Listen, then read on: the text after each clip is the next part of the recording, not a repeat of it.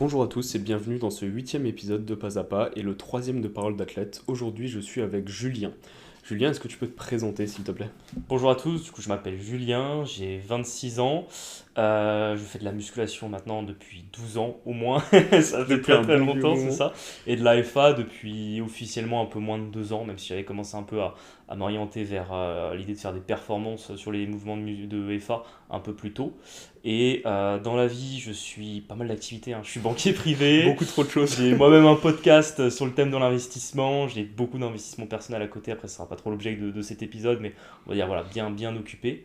Et je pense que c'est tout. C'est déjà pas mal au Déjà pas final, mal. c'est Ouais. une bonne présentation. Donc comme tu l'as dit, ça fait un peu moins de 2 ans que tu fais de la FA. On a commencé à travailler ensemble, si je dis pas de bêtises, en septembre? Non, j'ai un doute, avant septembre. Ouais, c'était ça, septembre 2022. Septembre 2022, donc là effectivement ça fait un an et demi à peu près. Ouais, c'est ça. Donc à l'époque, on s'est rencontrés aux Roots. Est-ce que tu pourrais me dire comment est-ce que t'es arrivé aux Roots, comment est-ce qu'on s'est connus, Ouais. comment est-ce que s'est passée cette rencontre? Ben justement, moi, je fais de la musculation depuis longtemps.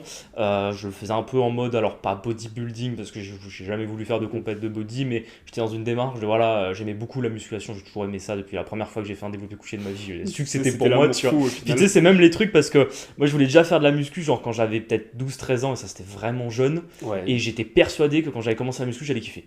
Et effectivement, c'est le genre C'est de. là, ça fait ouais, du coup 15 piges en tout, limite Ah que ouais, tu c'est ça que tu fais de la que. salle quoi. Exactement quoi. Donc je faisais vraiment de la muscu. À la base, je faisais. Bon, on le réabordera un peu après, mais pour le football américain, qui était un de Ouais, mes c'était sports à plutôt l'époque. axé préparation physique au C'est départ ça, quoi. c'est ça. Mais dans les dernières années, je fais vraiment de la muscu pour le plaisir et voilà, juste pour continuer à se développer musculairement. Et le Covid a mis un Un coup coup d'arrêt d'arrêt un là-dessus. peu à tout ça. Après le Covid, j'ai voulu un petit peu changer. Je commençais de plus en plus à m'intéresser aux performances parce que c'est vrai que même dans ma pratique de la musculation, j'aimais bien cette idée de performance, de Mhm. essayer de pousser toujours plus lourd, toujours plus de reps et que j'avais un peu associé si je pousse plus lourd, ben, je serai plus gros après, tu vois. Forcément, je ferais plus de muscles, je serais plus fort, Exactement. etc. Et je pense que c'est ouais, 2021, début 2022. Enfin, j'ai eu une grosse blessure au dos 2021 Mhm. qui m'a assez éloigné de la muscu pendant 9 mois, même si j'ai continué à m'entraîner, mais en fait j'avais mal au dos tout le temps. Ouais, Une donc grosse, forcément, tu ouais, pouvais pas j'ai genre une juste grosse t'entraîner lombalgie trop entraînement associée quoi. à un problème de santé qui a fait que j'ai dû me faire opérer du dos. Ok. Après, les gens ils ont mis opération du dos. T'es On fini m'a pas normalement, ouvert c'est bon. du début à la fin, c'était juste 2 aiguilles pour venir neutraliser un nerf qui me faisait mal. Et quand j'ai eu plus mal au dos, là je suis reparti dans squat bench soulevé de terre à fond Mhm. pendant genre 6 mois en me faisant ma propre prog et en m'entraînant dans la salle où j'étais sur des bumpers de Ah ouais, CrossFit, les fameux, etc. les barres molles, les barres qui roulent, Exactement, etc. Ça, c'est exactement. compliqué quand même. Et je me suis rendu compte qu'à un moment donné, si je voulais faire des compétitions, ça commençait à m'intéresser et surtout continuer à progresser. Je me suis dit, ok, va falloir prendre un coaching parce qu'il me faut un avis extérieur parce que je sais que je suis pas objectif Mhm. sur moi-même. Et en plus, va falloir que j'aille sur du calibré. Donc j'ai commencé un peu à regarder autour de moi quelles étaient les salles qui le proposaient. Et je suivais à l'époque la chaîne YouTube de The Panache. Mhm. Et il était venu s'entraîner aux Au Roots Roots, en juillet effectivement, oui. 2022. Ouais. Et j'avais vu que c'était au Crès, même si j'avais pas trop du côté du Crès à Montpellier, je m'étais dit bon ben Ça reste quand même pas très loin au ouais, final, ça c'est reste pas pas très 3 heures de loin, je route peux quoi. m'organiser pour venir m'entraîner là-bas et c'est comme ça que j'ai débarqué aux routes. Donc septembre 2022, on a commencé Ouais, et t'as tout de suite commencé avec un coaching dans la foulée. c'est ça. Donc avec moi directement, Ouais, parce que Charlie gérait d'autres personnes, c'est ça etc. exactement. Et au final, ça s'est plutôt bien passé. Au Ouais, début, il y a eu quand même une bonne progression. Après, ça, on en ouais, reparlera, mais c'est toujours un peu ça quand on commence la force. oui, En termes d'ajustement technique, il y avait pas mal de choses ouais, à faire. Même si tu avais une grosse base en termes de masse ouais, musculaire, bah forcément, techniquement parlant, c'était pas le top. Au ouais. niveau des standards, c'était pas le top, etc. Donc au final, ça a quand même plutôt bien démarré. Au début, tu pensais que ça allait se passer comment, le suivi? Qu'est-ce que tu attendais du suivi? Est-ce que tu attendais juste, je sais pas, des retours en termes techniques, juste une programmation, Ouais. un peu les deux? Qu'est-ce que tu attendais? Alors moi sur le suivi, j'attendais deux choses. Des conseils techniques Mhm. parce que je me rendais compte que j'avais un potentiel au niveau de la force, mais que voilà, je pense qu'il y a des gens qui sont tout de suite bien sur un mouvement parce que bah, ils trouvent leur pattern très rapidement. Moi, je sentais que j'avais beaucoup de jus, mais que j'avais des problèmes techniques qui faisaient que j'arrivais pas à Difficulté à exploiter. exploiter cette C'est force au ça, final, ouais. exactement. Et l'autre point pour lequel je voulais un coaching, et je pense qu'il était le plus important des deux, parce que je pense que l'aspect technique, si tu prends vraiment du temps, tu peux toi-même essayer de tester pas mal de choses. Bah maintenant, il y a aussi beaucoup de vidéos sur C'est ça. Internet qui donnent des cues, etc. Donc, tu arrives quand même à t'en Ouais, sortir, c'est même ça. si c'est peut-être plus lent et moins Oui, efficient qu'un coach, tout à évidemment. fait. Non, le vrai point pour lequel il me fallait un coaching, c'était pour me discipliner à l'entraînement et Mhm. arrêter d'être RPE10 tout le temps. Parce que j'aime Ça, beaucoup on en ça. reparlera. Bon, au Et final, tu l'as quand même été pendant un bon moment, même avec moi. ouais, Mais c'est au ça. final, c'est vrai qu'il faut aussi trouver le juste milieu Oui, entre le stress que tu as envie d'avoir ouais, et le stress qu'il te faut réellement. ouais. Ensuite, tes objectifs de départ, du coup, si tu l'as dit, c'était potentiellement commencer une compétition et te Oui, mettre dans un cadre un peu plus strict, un peu plus, on va dire, calibré, tout simplement. c'est ça. Est-ce que tu as d'autres objectifs? Est-ce que c'est par exemple physique, mental, etc. Alors, j'avais pas d'objectif physique en tant que tel, c'est-à-dire que j'étais pas dans un mode bon ben je vais m'améliorer physiquement, prendre plus de masse, etc. Parce qu'en fait bah, j'avais déjà 10 ans quasiment de muscu Ouais, derrière t'avais moi. déjà un gros potentiel Ouais, avant, donc donc en fait je me disais non, je vais pas pouvoir pousser indéfiniment, et c'est aussi une des raisons qui fait que je me suis un peu éloigné de la muscu un peu classique, c'est qu'à un moment donné tu te rends compte que t'as il y a un un peu peu un une plafond. stagnation au Ouais, final, ouais. ou alors tu prends, tu prends des produits, tu vois, C'est ça. Et si ton objectif c'est pas le bodybuilding à part entière et juste c'est on va ça. dire le renforcement, le Ouais. fitness, c'est pas forcément intéressant Bah, quoi. c'est ça exactement. Et par contre, moi j'avais un peu le problème, c'est que, et je pense que ça m'a apporté un plafond assez longtemps, c'est que justement, comme j'étais dans une démarche de musculation pour essayer d'avoir le meilleur rendu physique, tu te regardes un peu trop dans le miroir et tu as tendance à vouloir être un peu trop sec toujours. Mhm. Et du coup, je pense que j'ai pendant pas mal d'années bridé un peu ma progression du fait que je bridais avec cet effet du miroir de pas vouloir apparaître trop gras. Mhm. Et du Et coup, potentiellement ta prise de poids, etc. On exactement, pourra en reparler un peu plus c'est tard, ça. mais du coup, c'est intéressant. Et tu penses que ça a limité un peu ta progression à l'époque? Oui, tout à Ouais. fait, parce que quand je suis arrivé aux Roots, je faisais 83-84 kilos. Ah, t'étais aussi léger à J'étais l'époque? aussi léger à Ah, donc l'époque, on ouais. a quand même bien pris. Bah On a là, bien pris, pour ouais. donner un ordre d'idée, à l'heure actuelle, t'es aux alentours des 93. C'est ça. Donc en un an et demi, prendre 10 kilos, alors évidemment, c'est pas 10 kilos de masse musculaire Oui, pure, il y a aussi un peu de fat qui s'est greffé, ça il c'est y a de sûr. la flotte, etc. Mais à ton niveau et à ton stade d'avancement, on va Ouais. dire, en termes de renforcement, bah 10 kilos, c'est énorme en Ah un ouais. an et demi, quoi. Et au final, bon, Ouais, bah ça a mais été très tu sais, bénéfique, quoi. c'est toujours l'anecdote qui fait un peu marrer, mais j'ai eu pas mal de gars que je connaissais à l'époque ou qui me voyaient que dans la muscu, qui m'ont vu par les réseaux sociaux commencer à force athlétique, Mhm. etc. Et il y en a plusieurs qui sont venus me demander, qui m'ont dit comment tu fais pour prendre des bras en faisant du SBD. Et je Juste leur ai dit, bah bench écoute, 4 j'ai fois pris par 10 kills, semaine. donc forcément. Ouais, et pour autant, bah, on fait clairement pas de biceps, on fait Ouais. rien, juste on fait 4 bench par semaine et c'est Ouais, c'est ça. largement suffisant. Après, je fais un peu de bras à côté, tu vois, mais bon, objectivement, ouais, c'est la prise de poids qui Tu fait que dois tu prends faire du quoi, poids. 4 séries de biceps par semaine, grand Ah, j'en max? fais beaucoup moins qu'à l'époque, ouais, ça c'est sûr.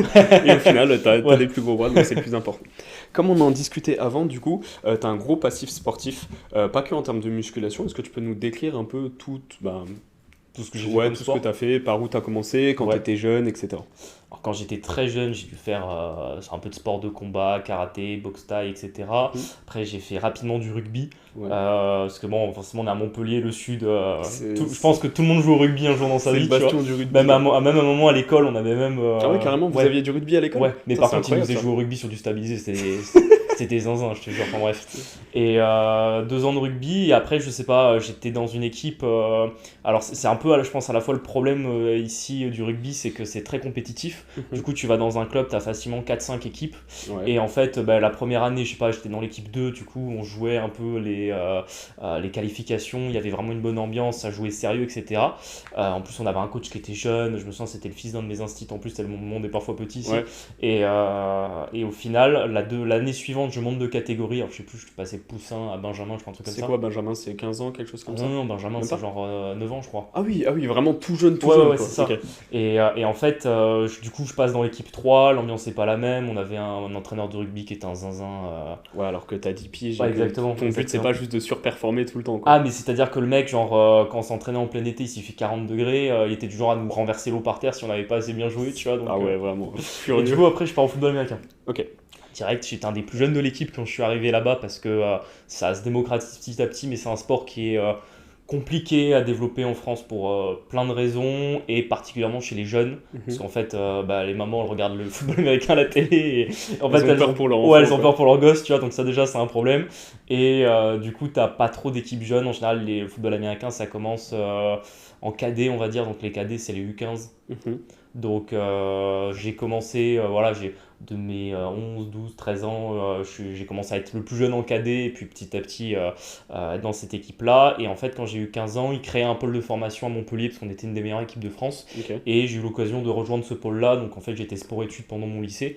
Et c'est là où j'ai commencé la prépa physique, la musculation. Et Qui était directement induite c'est ça, c'est ça. dans vos cours, au final, comme Exactement. un sport-études à part Ouais, entière, quoi. et C'est une sorte de pôle espoir un peu bas de gamme, entre oui, guillemets, voilà, quoi. c'est ça. C'était pas non plus le pôle espoir comme on peut l'imaginer dans d'autres sports où il y a plus de financement, mais on avait quand même, en termes d'entraînement, j'étais à minimum 6 entraînements semaine. Et Juste de football américain? non, on avait genre 2 entraînements muscu, 2 entraînements prépa physique, 2 entraînements de football américain. Ok. Et dans les périodes où ils intensifiaient un peu l'entraînement, on pouvait monter jusqu'à une dizaine d'entraînements quasiment à la Et semaine. quand t'as 17-18 ans, en vrai, c'est Ouais, très solide ouais, comme rythme c'est d'entraînement, ça. quoi. Faut bien manger à côté. Ah, faut bien manger, faut bien dormir et en fait, t'es tout de suite obligé d'avoir une discipline, tu vois. Je pense qu'on en parlera tout à l'heure de la nutrition, du sommeil, même si bon, j'étais pas parfait à l'époque là-dessus. Le coach il te dit si tu manges pas bien. Moi je me souviens, c'est un truc qui fera rire, mais il nous disait qu'il fallait manger des protéines, du poulet, etc. Et je me souviens qu'il y a un mec de l'équipe qui s'est ramené avec un paquet de chips au poulet et qui avait demandé au préparateur physique si c'était bien, Oh parce là qu'il y là. avait poulet dessus. Le mec il l'avait insulté. En vrai, ben, quand tu t'y connais un peu, forcément, Ouais, ça semble totalement illogique, c'est mais ça. j'avoue que pour quelqu'un qui commence, Qui a 14 piges, tu vois. ouais, il se dit bon, bah, il y a du poulet, c'est bon, ça C'est que doit c'est bon, fonctionner. c'est que ça fait des pointes, tu vois. Ah, ça serait magnifique, hein, mais malheureusement, Ouais, c'est pas le cas. Mais ouais, du coup, donc dès le départ, en fait, dès que tu étais au lycée, tu as eu une certaine hygiène de vie que tu as ouais, dû mettre en place tout à fait. si tu voulais performer, si tu Oui, voulais t'améliorer. Et je pense que c'est quelque chose qui t'est gardé. Au final, c'est 10 ans plus tard, tu as quand même toujours cette discipline et cette complètement. organisation. Donc c'est intéressant parce qu'on en parlait aussi quand tu étais étudiant. Tu as dû aussi faire corréler ton volume horaire en termes de quand tu étais à la Oui. fac et t'entraîner aussi à côté. Parce que c'est un truc que tu as gardé, comme tu l'as dit, ça fait Ouais. 10 ans que tu t'entraînes et t'as jamais fait une année où tu t'es pas entraîné, Ah sauf non, non. quand tu as des douleurs, des Je trucs comme ça, pense mais que c'est le, indépendant. franchement, pour m'éloigner d'une salle de muscu, franchement, faut y aller, hein. Je pense que j'ai eu une fracture du pied quand j'étais en deuxième année de fac. J'allais à la salle en béquille. Je chargeais mon bench d'une main avec une béquille de Ah l'autre. ouais, Les gens vraiment. me prenaient pour un zinzin. La détermination à son Ah ouais, ouais. Je paroxysme, quoi. faisais du leg extension avec mon plâtre, tu sais. Et parce que je pouvais pas faire de squat. Et je me souviens que quand j'ai enlevé mon plâtre, genre 5 semaines après la fracture, j'ai tout de suite refait du squat à 100 kilos. Ah ouais, Et, direct. T'as pas lâché, t'étais en mode, et je me vas-y, souviens que il ça faut. m'avait fait un truc hyper bizarre parce que du coup j'avais gardé ma masse musculaire sur mon pied droit et pas sur mon pied gauche, enfin Ouais, pas sur ma jambe gauche. ouais. Et du coup je me suis retrouvé j'avais genre des courbatures d'enculé, mais que jambe gauche Et et jambe jambe droite, droite, elle était en rien. mode tranquille, on est là. Putain, c'est ouf. Mais du coup, dès le début, t'as dû, comme dit, apprendre à t'organiser. Ouais, Alors que je pense qu'à la fac, bah, du coup, pour situer, j'étais en fac de droit. t'étais en fac de droit, donc quand même des horaires qui sont quand même assez importants. Ouais, Pareil, au niveau travail, etc., c'est assez conséquent. c'est ça, surtout qu'en plus moi, bon, L1, L2, à la limite ça allait, on va dire qu'on avait allez, 25 heures de cours par semaine. Et en fait, à partir de la L3, j'ai intégré ce qu'on appelle un magistère. Donc, peut-être pour ceux qui font des études en finance ou en droit, ils voient ce que c'est. Mais en fait, ça m'a doublé mon volume horaire Mhm. quasiment.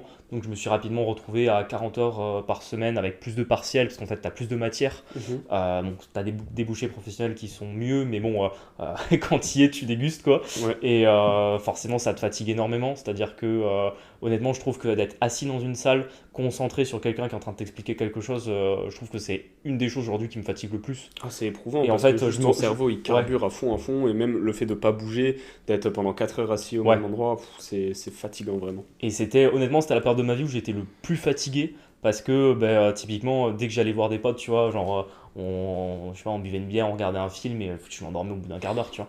Et parce qu'en Parce fait, j'étais explosé Et à entre côté de le ça, sport ouais, c'est plus. ça, tu conservais aussi l'entraînement à Ouais, côté. T'étais pas juste là à faire. Déjà, c'est des gros ouais. horaires pour une personne normale, on va dire. Mais si à côté de ça, quand tu t'entraînais, je pense à l'époque, tu devais t'entraîner quoi, 5-6 fois par semaine aussi, peut-être un rythme Ouais, comme ça? j'étais entre 5 et 6 entraînements. Mhm. Et vraiment, je m'arrangeais pour jamais les rater, quoi. Je faisais souvent les fermetures des salles, tu sais, genre quand, Ah tu sais, ouais. à 21h45, c'est la salle où j'étais à l'époque, ferme à 22h. 21h45, tu sais, le mec, il commence à éteindre la lumière. Le Toi, t'es cerveau, en il train de commence à y aller, râler il te un reste peu. 3 séries, ça va rentrer, tu Tu sais. dis non, t'inquiète, c'est bon, je peux Ouais, terminer. Non, mais tu dois doucher. Non, c'est bon, t'inquiète. ouais, c'est Ouais, ça. ça, on les connaît aussi, les mecs à Basic Fit. Bon, ça ferme dans 5 minutes, Ouais, dépêche-toi. Les fameux. Mais du coup, c'est assez intéressant parce que, bah, comme on l'a dit, tu as une certaine discipline qui est venue naturellement oui, au final via tes expériences sportives et via même, on va dire, tes expériences de oui, vie parce que, bah, comme dit, cumuler la fac et un entraînement qui était quand même régulier où tu sais t'entraîner et du coup, ouais, tu t'entraînais bien et c'est quand même assez éprouvant aussi que quelqu'un qui va à la salle complètement. 5 fois une demi-heure une semaine, bon, Oui. c'est pas très éprouvant Après, non plus. tu vois, là-dessus, la chance que j'ai eue, c'est que comme j'étais en sport-études, en fait, le préparateur physique qu'on avait, il nous a vraiment bien appris les mouvements de Mhm. musculation.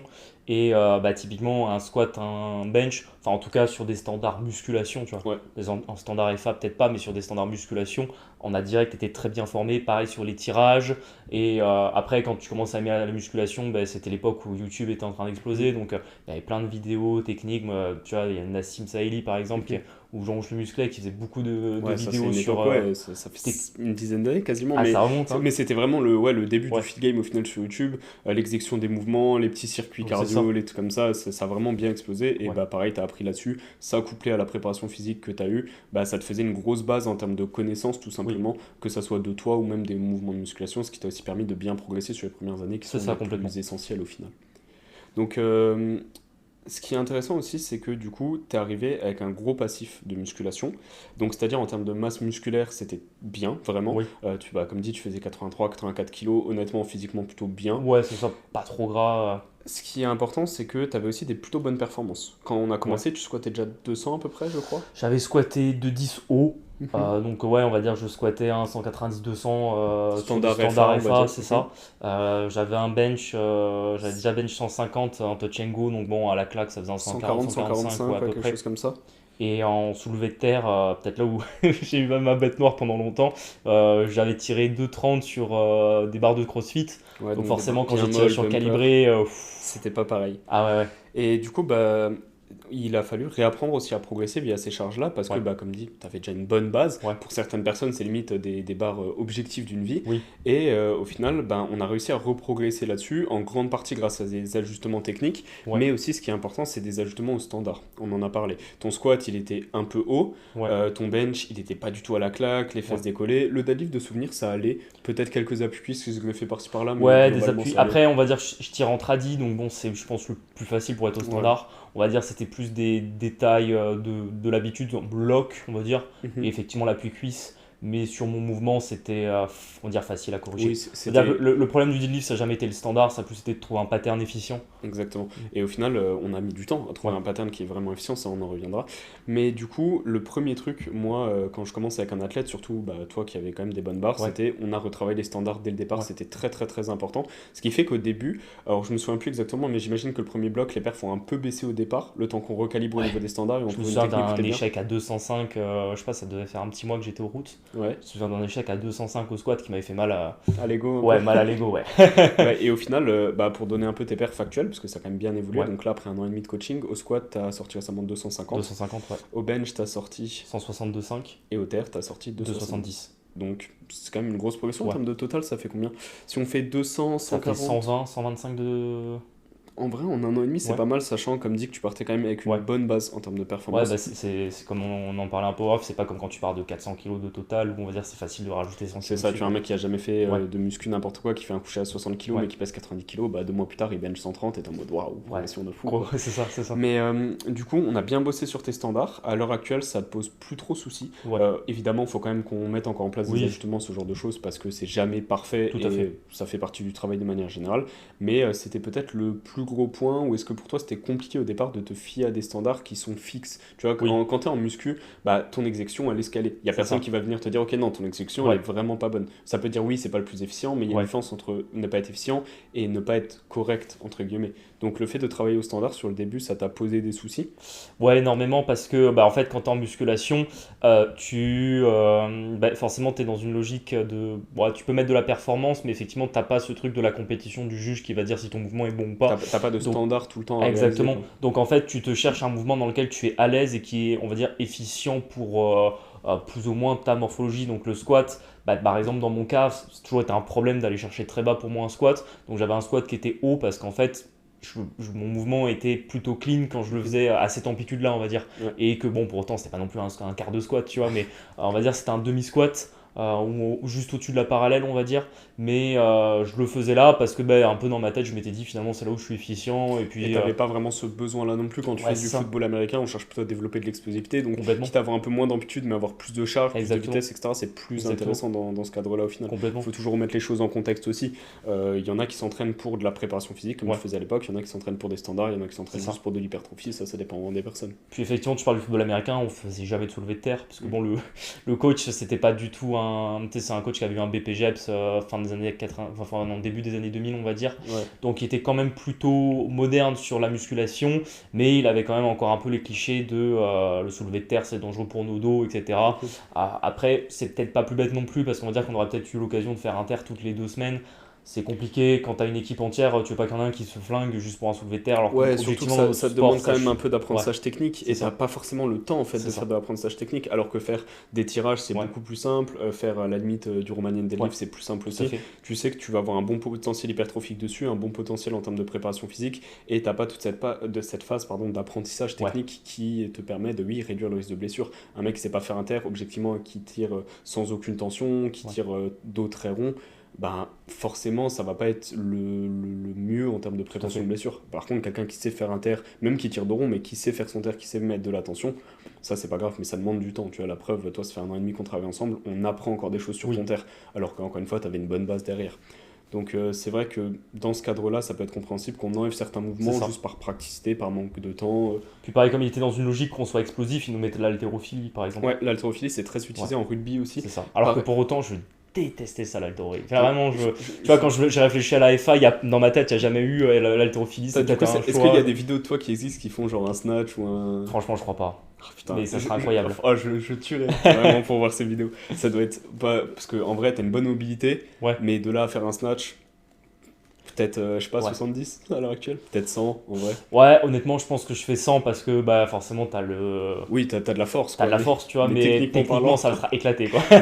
le schéma moteur, il doit être Ouais, tu as infâme. une chance sur deux que je me fasse une tendinite ou un Ah oui, truc en vraiment, essayant, tu vois, ouais, que c'est tu ça. tombes en avant, que la Ouais, barre t'écrase la nuque, non, ah ouais, c'est vraiment.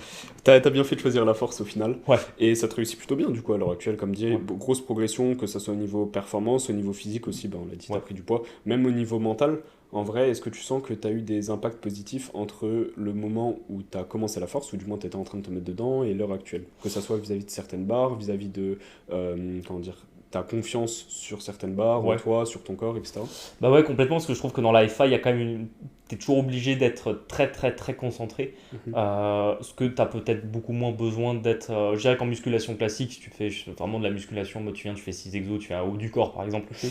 bah, t'as besoin d'être concentré pour bien exécuter, mais on va dire que quand le mouvement il est acquis par rapport à la charge que tu veux utiliser, au pire, s'il y a une rep qui est plus moche que les autres, c'est pas très Ouais, tu grave. t'en fous un peu plus, T'en ouais. fous un petit peu et t'es plus dans une logique où il faut que je termine ma séance, il faut que je mette de l'envie. Alors que la FA, il n'y a pas que de l'envie, il y a Il y a beaucoup tout de le côté concentration, cognitif, il y a réflexion de la technique, et il y a exactement, beaucoup d'aspects qui sont souvent pas, ouais, pas compris au final par beaucoup de c'est ça. personnes. Et puis, tu vois, il y en a beaucoup qui parlent de la hype et bah, moi, honnêtement, je savais pas trop ce que c'était à part qu'on me S'énerver gueule un peu. dessus avant que je fasse une barre, tu vois. Alors que maintenant, la hype, c'est plutôt vraiment de la concentration, tu sais, presque ressentir chaque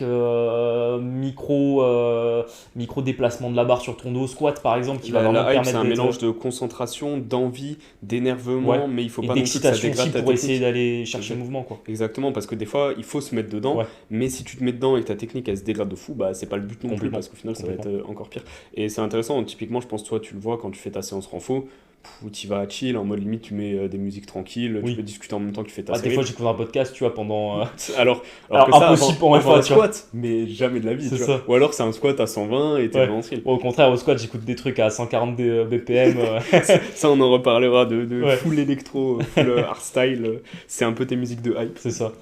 Du coup, bah là, on a parlé un peu de tout ce qui est l'aspect au niveau de ton passif sportif, donc grosse base musculaire. Ouais, En termes de coordination aussi, ça, je trouve que c'est assez intéressant d'en parler, mais il n'y a ouais, pas que ça, bah, il n'y a pas que la masse musculaire, mais ta coordination ouais. intermusculaire, intramusculaire, ta proprioception, la connaissance de ton corps aussi sur ce qu'il est capable de faire, sur tes douleurs, etc. Ça t'a aussi beaucoup servi. Ouais.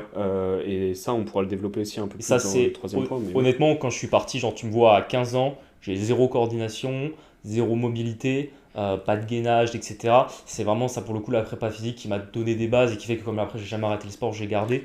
Mais en fait, faut remercier le fait que j'ai couru dans des échelles, que j'ai fait de Ouais, l'équilibre sur des tu bosus. t'en rends pas forcément compte Ouais, quand tu le fais, mais par c'est contre, ouais, ça. des années plus tard, tu Ouais, t'en rends compte. Et même le fait de faire un sport où tu as beaucoup plus d'incertitudes, le football américain, tu as des incertitudes liées au terrain, tu as c'est des ça. incertitudes liées à tes adversaires, à tes coéquipiers, à la logique interne du Oui, sport par rapport à la FA où au final, on est quand même. T'as très peu d'incertitudes au final, t'as les incertitudes qui sont liées à toi-même, mais l'environnement ne change jamais, t'as pas d'adversaire, t'as pas de coéquipier, le matériel est oui. censé ne pas changer non Tout à plus. fait. Ou en tout Donc cas, tu sais à l'avance sur quel Sur matériel tu quoi seras. Alors tu vas typiquement, être. effectivement, le football américain, tu sais pas s'il va pleuvoir, tu sais pas si. Des fois, tu as des Tu peux équipes, avoir si des tu es trous jamais dans le allé. terrain, Ouais, tu peux pas savoir. Et forcément, bah, ça demande des capacités d'adaptation ouais. aussi. À l'époque, moi j'ai fait du handball. Alors, il y a moins cette contrainte de terrain parce que c'est un peu plus standardisé vu que c'est C'est en du parquet, intérieur. je crois, le handball? Non, pas Ça forcément. peut être du parquet, ça peut être du lino, mais dans Ouais, tous les cas, c'est ok. toujours en intérieur. Mais tu as quand même les incertitudes liées à tes coéquipiers, à tes adversaires.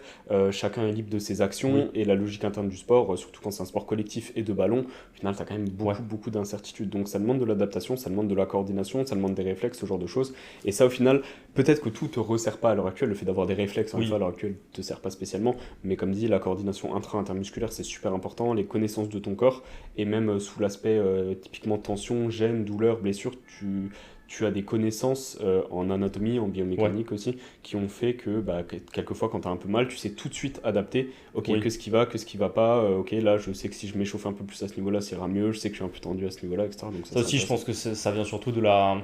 Dire depuis combien d'années je fais du sport Mhm. et que forcément quand on fait du sport pendant longtemps en fait on connaît ses points faibles donc en fait on a eu le temps de chercher un petit peu d'aller voir les kinés Ouais, tu des sens que centaines de ça fois tu revient vois c'est ça ouais régulièrement. Il y en a, ça va être les genoux, d'autres, ouais ça va être les coudes, etc. Mais ça permet aussi, je pense, bah, ça on en reparlera un tout petit peu plus en détail après, mais du fait que tu es réellement un athlète qui est actif vis-à-vis de ta pratique et pas un athlète qui est juste fait pour faire, oui entre guillemets.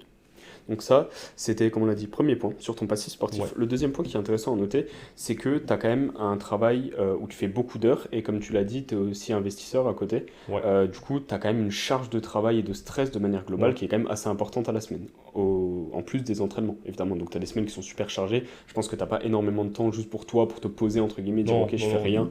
Et c'est pas non plus dans ton mode de vie, on va dire. oui Comment est-ce que tu gères le fait d'avoir un travail qui est totalement à l'opposé de l'entraînement? Je m'explique dans le sens où tu as un travail qui est très sédentaire, au final ouais tu es souvent devant les ordinateurs, assis, etc. Et à côté de ça, tu as des entraînements qui sont assez intenses au final. Comment est-ce que tu arrives à gérer un peu ce différentiel-là? Est-ce que ça te, comment dire, est-ce que ça te bénéficie le fait d'avoir un métier qui est peut-être un peu moins physique? Ou est-ce qu'au contraire, par exemple, tu préférais bouger un peu plus en journée, tu te sens un peu mou, je sais pas, par exemple en sortant du travail, ce genre de choses? Je dirais que je pense que j'aurais pas trop de soucis à avoir peut-être un métier qui bouge un poil plus ou plutôt que parce que c'est souvent t'as soit des métiers sédentaires, soit des métiers avec beaucoup d'activité physique, c'est rare Mhm. d'être un peu entre les deux. Je dirais plutôt que ça serait un peu comme un de mes évolutions professionnelles qui serait de quitter mon job, d'avoir plutôt l'opportunité de plus marcher dans ma journée, mais comme par exemple, je sais pas moi, fin de matinée, avant que je dois aller m'entraîner, par exemple, aller me faire une petite marche ou une petite marche en fin de Mhm. journée pour être moins sédentaire. Mais c'est vrai que c'est quand même plutôt un avantage que, en tout cas, le métier que j'ai aujourd'hui ne me fatigue pas beaucoup C'est vrai, ça physiquement. t'occasionne pas de stress physique, C'est parce que là on ça, va revenir c'est dessus, ça. stress physique, stress mental c'est différent, mais pas de stress physique en plus. On pense notamment à Xavier par exemple qui lui Oui, travaille sur les chantiers, ce genre de choses. exactement. Forcément ça peut être aussi un peu plus impactant en termes Bah, de stress complètement, de si manière t'es générale. éreinté musculairement à la fin de la journée, c'est compliqué d'être productif à la salle, quoi. Exactement. Par contre en termes de stress mental, ça c'est très différent, Ouais. ça peut être plus impactant ton travail à l'heure actuelle et le fait aussi que t'es pas que ton travail, t'as tous ces investissements effectivement à côté, donc ça te rajoute une charge mentale là-dessus. Ouais. Tu sens que ça peut te limiter quelquefois? Alors, oui, en fait, pour essayer d'être productif à la salle, l'entraînement est pour moi vraiment c'est super important pour moi dans la semaine et je mets vraiment tout pour pouvoir toujours m'entraîner sur des heures qui sont ultra régulières et en fait, j'adapte tout mon emploi du temps autour de ça. J'ai la chance qu'en tout cas, on va dire que les obligations que j'ai dans ma sphère professionnelle, j'arrive plus ou moins à m'organiser pour que ça n'impacte pas trop en tout cas mon entraînement et Mhm. que je sois pas du style à me dire bon ben j'ai 4 séances à faire cette semaine, je sais pas Ouais, t'as quand je vais réussi à le pouvoir. mettre à un point d'honneur pour le conserver Ah, au même titre que exactement. ton travail. Au final, tu dois aller à la Ah, salle comme tu exactement. dois aller travailler le matin ou n'importe quoi. Et ça me permet en tout cas déjà de me mettre en des conditions qui vont venir limiter le stress que je peux avoir sur l'aspect plutôt intellectuel de mon métier. Et après, pour le coup, ça vient aussi, encore une fois, c'est un de ce que j'ai gardé de l'époque où je faisais de la prépa physique. Même si effectivement à l'époque, bon, t'es ado, t'as 10 fois moins de problèmes qu'aujourd'hui, Sûr. mais t'avais des fois des jours où t'es moins dedans. Et je me souviens qu'à l'époque, notre préparateur physique, il nous disait c'est simple, quand vous rentrez sur le terrain, vous laissez vos problèmes dehors, vous les récupérez à la sortie. Et il dit quand vous rentrez sur le terrain, c'est pour ressortir meilleur. Sinon, c'est pas la peine de venir. Ouais, t'es vraiment dans ta bulle au moment de l'entraînement, Exactement, tu laisses pas les facteurs externes c'est ça, t'impacter. c'est ça, Qu'importe ce qui s'est passé avant, c'est tu rentres dans la salle et ok, maintenant il y complètement. a que ça. Et tu déconnectes aussi, je pense que ça va faire du bien de pas tout le temps penser au travail ou ce genre de C'est ça, trucs. exactement. Et t'as vraiment un moment où t'es en mode ok, ça c'est mon Ouais, moment à moi, je me fais plaisir. Bon, même si c'est pas toujours du plaisir l'entraînement, mais ouais. c'est mon moment, je pense à rien d'autre, je m'entraîne et après si je dois régler des trucs, je les Ah, c'est règle ça. Mais quand j'en honnêtement sors. pour moi c'est clairement le meilleur moment de la journée parce qu'en fait c'est le moment où j'ai l'esprit le plus léger parce qu'en fait je m'autorise du coup à oublier tout ce que je dois gérer à côté et vraiment bah, uniquement je fais ce que j'aime faire, m'entraîner. même si voilà, des fois ça peut être plus ou moins des bons entraînements, mais en tout cas, je suis 100% concentré là-dessus, donc ça passe aussi par des trucs bêtes, mais de se mettre en ne pas déranger sur le Ouais, téléphone, d'avoir prévenu. Moi, ça m'arrive souvent au boulot, quand les clients ils veulent me rappeler dans la journée, je dis bon, ben moi, me rappelez pas entre midi et 15h, tu vois. ouais, parce que dans tous Et les cas, je serais pas ouais, disponible. exactement. Ça te permet ouais, vraiment de rester dans ce truc-là, et ça, c'est important. Comme tu disais, le simple fait de se mettre en ne pas déranger Ouais, pendant l'entraînement, de pas avoir des notifications qui viennent tout le temps, de voir tout le temps les réseaux, etc. Et t'es c'est vraiment en ça, mode, ok, bah là, c'est moi, mon entraînement, et après, je peux reparler, je peux discuter, etc. Mais exactement. quand tu es dans ta séance, tu te concentres que là-dessus, et ça aussi, c'est un facteur de progression. Ne pas juste s'éparpiller à chaque Oui, séance, ne pas penser à 50 000 trucs, se focaliser sur ta série, complètement. sur ta séance Puis complète. même à l'intérieur même de la séance, ça va venir déjà te permettre d'être plus concentré. Quand on parle d'améliorer sa technique, tu as plusieurs points à penser, il faut être un peu concentré, il faut les avoir visualisés, il faut que déjà dès l'échauffement, tu seras en train d'y penser. Si pendant l'échauffement, tu es en train de te dire ah, putain, il faut que j'appelle un tel parce que j'ai ça à régler, en fait, t'es pas dedans. Et sinon, si tu commences à prendre des appels, répondre à des messages, ben, en fait, ça va peut-être décaler ton temps entre tes back-off, entre tes top sets. Tu auras Euh, de la fatigue accumulée, tu auras Ouais, ce genre ou de alors à choses. l'inverse, ben, tu vas peut-être avoir moins de stress qu'il te faudrait parce que bon, si tu prends 20 minutes de récup entre deux squats, Oui, c'est tu vas pas vite efficient non te plus. déséchauffer au C'est final. ça, c'est ça. Donc je pense que c'est important vraiment pour tous ceux qui peuvent avoir comme ça des métiers ou des activités professionnelles qui sont prenantes, de vraiment séparer les deux et que quand on rentre dans la salle, en fait, tous les problèmes restent dehors Mm. et de toute façon on les récupère en sortant, tu Oui, vois. c'est ça. Dans tous les cas, il faudra qu'on le Ouais, fasse, mais ça sert à rien de juste se rajouter du stress, parce que dans tous les cas, on pourra pas impacter dessus. Je veux dire, c'est pas entre tes séries que tu c'est vas ça. envoyer un mail, ce genre de truc, donc ça sert à rien, faut mettre de côté. Et je trouve que inversement, c'est aussi intéressant de pas tout le temps penser à l'entraînement hors Oui, de l'entraînement. C'est important de vraiment compartimenter ça. Et pareil, si t'es au taf et que pendant une demi-heure, tu penses à ah putain, mon squat, il faut que je fasse ça, ça, ça, tu vas juste rentrer dans un cercle vicieux où c'est pas forcément le top parce que tu vas te fatiguer de l'entraînement alors oui, qu'il a même pas commencé. Tu vas commencer à réfléchir à des problèmes qui sont pas les bons oui. et pas au bon moment. Donc Où tu vas apprendre à commencer à compartimenter. appréhender des barres, tu vois. Mhm. Et ça, je sais que pour le coup, c'est parfois un truc. Après, bon, peut-être que je pense que tous les athlètes quasiment le font, mais c'est des fois, effectivement, trop penser à la séance que tu vas faire ou quand tu arrives proche de ton SBD de fin de bloc, par Ouais, exemple, clairement, tu sais où tu commencer à te penses mettre la un peu de veille au soir, pression, tu là. commences à imaginer ta série, tu commences à te demander bah, si tu auras des potes autour de toi pour te spotter, par exemple. En fait, tu commences à te créer des problèmes alors que tu n'y es même pas Ouais, encore. et du coup, tu dors moins bien, t'es Ouais, en mode putain, il faut que je pense. Et après, bon, toutes les veilles de compétition, je pense pour les athlètes, majoritairement, c'est ça aussi. ouais, Après, une compétition, c'est encore différent. Une compétition, ça arrive une oui, fois tous les 3 4 6 mois. Si tu penses avant chaque séance à vraiment, ok, là, il faut que je fasse ça, il faut pas que je me foire là-dessus, oh, je pense que tu t'en sors plus. Et déconnecter aussi un peu de la force, je pense que c'est bien parce que j'ai l'impression que c'est un sport où, par exemple, toi, tu as fait du football américain et ça m'étonnerait que toute ta semaine, tu pensais au football américain. Tu vois, il y avait des moments où tu oui, pensais et encore, tu étais en sport-études, donc c'est c'est encore un ça. peu différent. Mais la FA, j'ai l'impression qu'il y a beaucoup de gens vraiment qui ne définissent leur vie que par la FA. À partir Oui. du moment où ils en font, que ça soit. Ben, alors, il faut via l'alimentation, etc. Mais genre savoir déconnecter aussi un peu et prendre du temps et pas tout le temps être matrixé Oui, vraiment par ça. complètement. Mais tu vois, je pense que c'est un peu dans la FA, ce qui change par rapport au football américain, c'est qu'au football américain, par exemple, quand on était vraiment dans la saison qui dure très peu de mois, elle commence fin janvier, elle termine la saison régulière, termine en mai. Si tu fais les phases finales, ça termine en juin.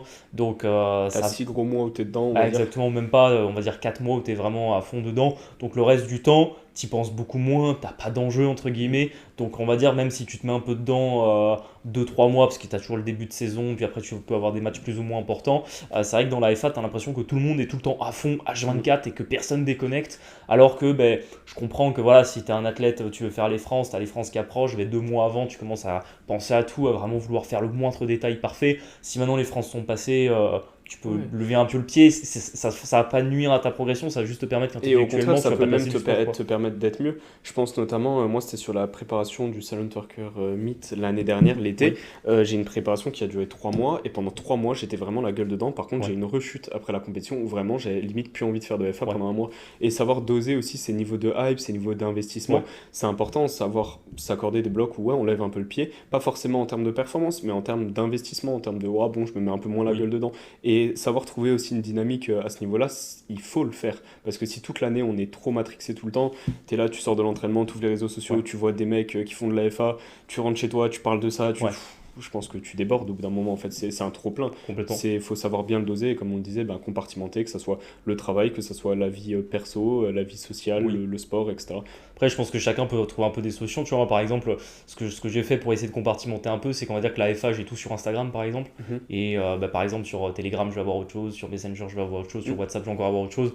Et du coup, bah, on est un peu toute la journée sur les réseaux sociaux. Alors, le mieux, c'est de déconnecter. Mais si tu déconnectes pas, au moins d'essayer de compartimenter un peu que si c'est vrai que t'aimes beaucoup la FA, que tu trouves pas avoir de la FA sur tous Ouais, tes réseaux surtout, sociaux. et ça envahit tout, quoi. Ouais, c'est ça, T'envoies un parce que message, tu vois de la FA, t'es ouais, sur Insta, TikTok, tout ça, surtout ouais, que surtout qu'à la vraiment. fin, tu commences par être vraiment matrixé parce que je pense que de suivre les gens que tu connais ou allez, les athlètes dans ton pays, dans ta catégorie, ça a du sens. Mais quand tu commences à regarder, je sais pas moi, un Chinois qui fait 50 reps à 2,30, tu sais même pas s'il mange comme toi, tu vois, ça fait aucun sens et ça va te Parce que perturber alors que ça a pas naturellement, je lieu d'être, pense, quoi. quand tu fais de la FA, tu as aussi tendance à t'entourer de gens qui en Oui, font un minimum. Donc c'est pareil, ton cercle ouais, social tourne aussi autour de ça. Et en fait, ouais, tu te retrouves vite à avoir toute ta vie qui tourne autour de ça, alors que ça se trouve, t'es pas athlète. Bah, je veux dire, je m'entends, t'es pas athlète de haut de haut niveau, niveau, tout à t'es fait. pas coach, t'es pas Ouais, kiné, ta vie tourne pas autour de ça. C'est censé être une passion et ça devient limite quelque chose d'oppressant parce que ouais, t'en peux plus au bout d'un moment, juste ça déborde et limite t'arrêtes parce que t'es en mode bon, bah, j'ai plus envie d'en faire, j'en ai ouais, trop eu, j'en ai trop mangé, quoi.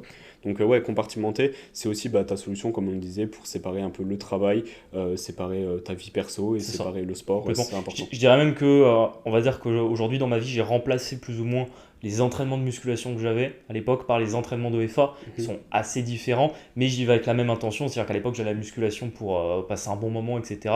Et effectivement, même à l'époque, la musculation, j'étais pas non plus de me matrixer, d'y Ouais, penser toute la c'est journée, c'est etc. important. Donc il faut trouver effectivement cet équilibre où tu viens pour passer un bon moment, parce que ça reste une passion, hein, si tu passes pas un bon moment, après, par peut-être, effectivement, il y a des fois des athlètes où c'est leur métier, où là ça évolue un T'es petit peu, obligé de le faire, c'est un c'est ça, devoir, tu vois, c'est mais ça, avoir une certaine forme d'adhérence à l'entraînement, c'est important, on l'a vu ouais, bah, sur toi aussi, les deux derniers blocs, c'est peut-être les deux blocs que tu as le plus kiffé, ouais, c'est et ça, c'est là où tu as le plus progressé, hein. Donc ça veut pas complètement. dire que juste si vous aimez votre entraînement, vous allez progresser, mais il y a quand Il même y a un un lien, lien il y a un entre les gros deux, lien, tout à fait. Mais tu évidemment. vois ça dans, je pense, tous les sports, hein, c'est souvent ceux qui kiffent le plus leur sport qui sont bons. T'as jamais vu un mec gagner Roland Garros et te dire j'aime pas le tennis, quoi. Ouais. En fait, t'es obligé, c'est un mélange de Ouais, j'aime ce sport, je suis bon dedans, et du coup, c'est un peu un ouais, cercle vertueux en mode bon, bah, vu que je suis bon et que j'aime bien faire ça, je ouais, continue et je deviens de plus en plus fort. Et l'autre aspect qui est intéressant, c'est qu'il y a aussi tout le côté social autour de l'entraînement. oui, Là, le fait qu'on soit dans un endroit où ben, on a un cercle proche, où ouais, les gens ont les mêmes objectifs, c'est-à-dire progresser et aider les autres à oui, progresser, plutôt que si tu t'entraînais tout seul à Basic Fit à faire du power, c'est peut-être pas la même chose aussi. Donc, ce plaisir, oui. tu le vois aussi via l'entourage, tout simplement. Complètement. Mais tu vois, ça, c'est un point qui est super important, ce qui fait aussi pourquoi j'ai voulu rejoindre une salle de force, etc. C'est que je pense qu'effectivement, l'entourage est important et que quand tu t'entraînes dans des salles commerciales, sauf si c'est une fois de temps en temps, mais si c'est tout ton monde qui tourne autour de ça, je trouve que ça peut vite se limiter. Non pas que par le matériel, mais par déjà d'avoir des partenaires d'entraînement qui ont les mêmes objectifs que toi, qui s'entraînent sérieusement, parce que dans les salles de sport, des fois c'est la courbe des miracles. Et en plus de aussi se confronter à du niveau, tu vois, nous on a la chance de s'entraîner avec des gens qui sont très bons, Nous, qui on a sont des athlètes inter, on a des mecs qui ont exactement, été champions du monde, qui sont partis au championnat du monde. qui font les France, etc. Et ça permet aussi de te remettre un peu le truc, de te dire si t'es le meilleur de ton fitness park, Est-ce que tu as vraiment un truc qui va te pousser alors que ouais, là, bah, typiquement, on a une comparaison qui est pas via les réseaux sociaux, on a ouais, une comparaison qui est littéralement en temps réel et on est en mode putain, lui, il arrive à faire ça c'est et il se ça. la donne encore Ouais. plus. Ah, moi, je peux pas juste me laisser me dire bon, bah, ça y est, Ouais. j'arrête, hein. Non, faut Mais continuer. c'était le truc, tu vois, moi à l'époque dans la salle où j'étais le seul mec qui squattait plus de 200, tu vois. Et Mhm. c'était aussi pour ça que j'avais voulu venir aux routes, parce que dès que je suis arrivé aux routes, j'ai vu X personnes qui squattaient plus de 200. Et en fait, ça m'a fait du bien de me dire, ok, en fait, de un, tu peux aller plus loin, de deux, tu as beaucoup de chemin encore à faire, et de pas, on va dire, te rester sur tes acquis, alors que forcément, tu as la salle de sport, tout le monde me dit, ah, ton squat, c'est incroyable. Moi, j'ai des vidéos, tu vois, des fois, les mecs random qui te regardent derrière toi, qui ont des gros yeux, C'est quand toujours ils comme pensent ça que dans tu les vas salles tester ton commerciales. max et qu'en fait tu fais du x6, tu vois.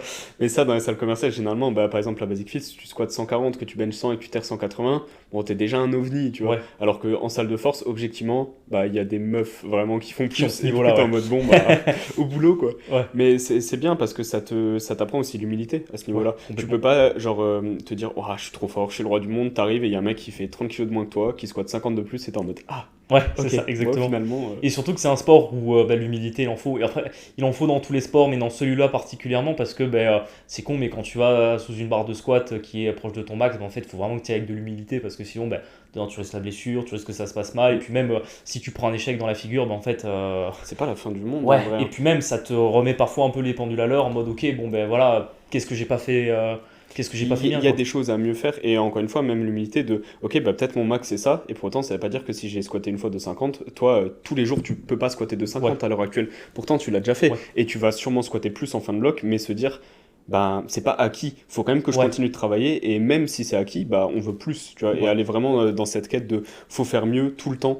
ouais, Et comme dit, on a entraîné d'athlètes qui, qu'importe leur niveau, bah, il y a des athlètes aussi qui ont un niveau qui est en dessous de national, qui est ouais, régional, qui pour autant se mettent la gueule dedans à complètement. l'entraînement et qui sont là et vraiment qui bossent genre tout le temps et t'es en mode bon bah juste je continue et tu te fais un peu driver par le haut, je pense dans un bon environnement. Complètement. C'est important autant en termes d'adhérence tout simplement qu'en termes de hype, etc., Exactement. d'encouragement, Mais c'est tu une vois, bonne chose. là-dessus, tout à l'heure, quand tu parlais du coaching, tu m'avais demandé les raisons pour lesquelles Mm. j'avais souhaité me faire coacher sur la FA. Et il y avait notamment le truc que j'ai eu beaucoup de mal en fait, à accepter que tu n'es pas toujours au meilleur niveau. Mm. C'est-à-dire que par exemple, les perfs que j'avais en musculation, je ne comprenais pas pourquoi ben, si un jour je benchais 150, je benchais pas 150 tous les jours.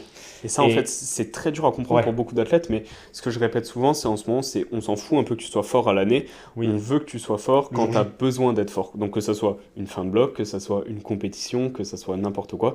Mais être fort à l'année, pour moi, ça revient juste à être moyen à Oui, l'année, tu vois. Alors que si tu as des pics où tu es bah, forcément certaines périodes un peu plus faibles, ouais. entre guillemets, un peu moins bon, bah il y a des pics où tu seras plus fort. Et apprendre à vraiment bah, créer une dynamique, faire ce genre de truc, c'est intéressant parce qu'il faut que, ouais, c'est le jour de la compte, tu dois être fort. C'est pas 2 jours avant, c'est pas 2 jours après. C'est le jour de la compte, tu dois être à ton meilleur niveau. Et ça peut être assez frustrant à comprendre en mode putain, mais je l'ai fait une fois, pourquoi est-ce que j'arrive pas à le refaire tout le temps? Ouais. Ça serait trop simple. Et justement, là-dessus, on parlait ben, de que quand t'es en salle commerciale, ben, t'es le meilleur et du coup, t'as pas vraiment de comparaison. Le fait que nous, ben, on ait la chance de s'entraîner avec des gars qui se mettent la gueule dedans, etc., ça te permet aussi de grandir là-dessus, de voir que ben, voilà, un tel, il squatte 260 avec de la marge, tu le vois 4 semaines après, il squatte plus que 230 difficile, Mm. parce que voilà, des fois, t'es fatigué, des fois, le jus y est pas, des fois, techniquement, t'es moins bien, des fois, simplement, t'as ce qu'on appelle le picking, donc le fait que t'arrives fort à un Ouais, à moment ton donné qui prime. part parce que bah faut bien qu'à un moment donné le corps il se repose un peu ou simplement parce que t'es plus dans le mood. Mm. Enfin il peut y avoir plein de raisons et c'est vraiment je trouve moi ce qui m'a fait le plus grandir c'était de voir que bah en fait ça arrivait chez tout le monde. Du coup si ça C'est m'arrivait à moi c'était normal Ouais, tu vois. c'est ça. Et en fait, la performance, faut prendre en compte que ça vient pas que de l'entraînement. Tu as de une tout ce qui est Oui, facteur de récupération, donc alimentation, hydratation, sommeil. Tu as aussi les facteurs douleur, tu as oui, les facteurs mentaux, tu as tout simplement ta forme du jour, tu as ta technique, un micro-ajustement technique. Après, là, on est dans l'extrême, mais genre 3 degrés de flexion en plus ou en moins. Il peut y avoir 5 kilos ou 10 kilos en moins. Et complètement. en fait, c'est un ensemble de choses et il y a beaucoup trop de facteurs pour tous pouvoir les optimiser et tous les connaître, tout simplement. Mais faut se rendre compte ouais, que bah, des fois, ça peut arriver d'être fort à un instant T. Ouais. Et inversement, 3 jours plus tard, t'es en mode putain, je suis au fond du trou parce que je suis trop nul et c'est comme ça. Et ça fait partie du jeu et il faut le comprendre et surtout, je pense, il faut l'accepter. C'est très important. Et bah oui, on va avoir des pics de forme. Il y a des moments où vous allez faire PR plus 50, la semaine d'après, PR moins 20. Et c'est Ouais. comme ça. Et ça fait partie du jeu. Et c'est pas forcément quelque chose de grave. Non, et en fait, c'est d'apprendre que c'est vraiment la patience et qu'en fait, c'est un sport où en fait, tu es éternellement dans le recommencement, Mm. alors que ben, quand tu le regardes un peu de l'extérieur ou que tu débutes, tu as l'impression que ben, en fait, t'as l'impression d'être devant une échelle, tu vois, et qu'en fait, tu vas faire que monter et que bon, ben, une fois que tu as atteint un barreau, ben, il y a juste le barreau d'après, Mm. alors qu'en réalité, je dirais que c'est plutôt une roue et que ben, à chaque fois que tu arrives au bout de la roue, ben, en fait, tu la recommences en un peu plus grand, mais au final, ça va quasiment à chaque fois ressembler à la même chose et qu'il va falloir accepter que voilà, en début de bloc t'es nul, en fin de bloc t'es bon, et que bah, si en début de bloc tu t'attends à avoir les mêmes perfs qu'en fin de bloc, bah, en fait tu vas juste cracher et ça Ouais, sera c'est pas ça. efficace quoi. Et ça, c'est intéressant aussi parce que du coup, on voit que ça, tu l'as compris. Et je pense que ça fait en partie de toi ce que moi j'aime bien appeler les athlètes qui sont proactifs. Ouais, Il y a les athlètes qui sont passifs vis-à-vis de leur pratique. Alors évidemment, c'est pas que via la FA, ça peut être n'importe quel oui, sport. Pour moi, un athlète qui est passif, c'est juste quelqu'un qui fait ce qu'on lui dit et qui cherche pas vraiment à savoir le pourquoi oui, du comment, qui cherche pas à s'investir davantage. oui, Je dis pas que tout le monde doit être tout le temps trop investi, mais comprendre pourquoi tu fais les choses, c'est intéressant. Et notamment, bah, ça, tu as le fait de créer une dynamique, tu l'as bien oui, compris. Et du coup, c'est directement lié au fait de bah, savoir respecter des RPE, savoir respecter une programmation. Pour certains athlètes, bah, j'ai eu des cas où tu sais, le mec par exemple, il dit, je sais pas, il est en avant-dernière semaine de bloc, ça se passe bien, il dit ah, je me sens trop bien aujourd'hui, j'avais un triple pause, du coup, je fais une single à 10. Et t'es en mode ouais. ouais, vraiment non. Et ça, bah, tu l'as bien compris, ça, le fait de respecter les RPE, respecter la proc, c'est quelque chose qui est important. Et c'est aussi d'ailleurs pour ça en partie que tu voulais avoir un coaching au départ Complètement, pour être c'était ça. vraiment cadré, quoi. C'est ça, c'était pour être encadré. En fait, pour savoir, parce que moi j'ai un peu le défaut de vouloir faire trop bien, tu vois. Donc en fait, si tu justement tu donnes cet exemple de, je sais pas, j'avais prévu de faire une variation à l'époque où je m'entraînais tout seul, même si je faisais pas de variation, mais mais j'avais prévu, je sais pas moi, de faire du x6 et au final je vais faire du x3 parce que je me sentais bien. En fait, dans ma tête, je sais pas si c'est bien ou pas, tu vois, parce que il y a une voix qui me dit, bah en fait, c'est peut-être pas bête parce que bah, tu te sentais bien ce jour-là, du coup tu l'as poussé et t'es allé chercher un PR. Et t'as une autre voix qui te dit, bah t'étais quand même venu pour faire autre chose à la Et base et ça se t'as pas trouve, ton respecté ce que x6, t'aurais t'avais. peut-être pu le faire en plus lourd que ce qui est Ouais, prévu aussi, tu vois. exactement. Donc, Donc, c'est sûr que faut le comprendre et le fait d'être encadré, je pense. Après, toi, tu as quand même dit une certaine maturité aussi vis-à-vis Oui, du sport, donc tu l'as très vite compris. Il y a des oui. athlètes avec qui je travaille, bon, ça fait un moment, et ils commencent à le comprendre, donc forcément, après, ça prend plus ou moins de temps aussi en fonction des athlètes. Et Donc, puis, comme tu dis, sur la programmation, tu as le volume, parce que comme je voulais trop bien faire, bah, quand je m'entraînais tout seul, je sais pas, je faisais mon squat. En général, je faisais squat, bench, deadlift, je les faisais pas sur le même jour, vu que j'avais mhm, un format PPL. Mais on va dire, après le squat, j'avais encore, je sais pas combien de séries sur les jambes derrière. Et mhm. la première fois que je suis venu route et que tu m'as dit, bon, mais aujourd'hui, on fait un squat bench, et du coup, j'ai fait 4 séries de squat. 3 ou 4 séries de bench, j'étais là en mode mais attends c'est pas assez tu vois.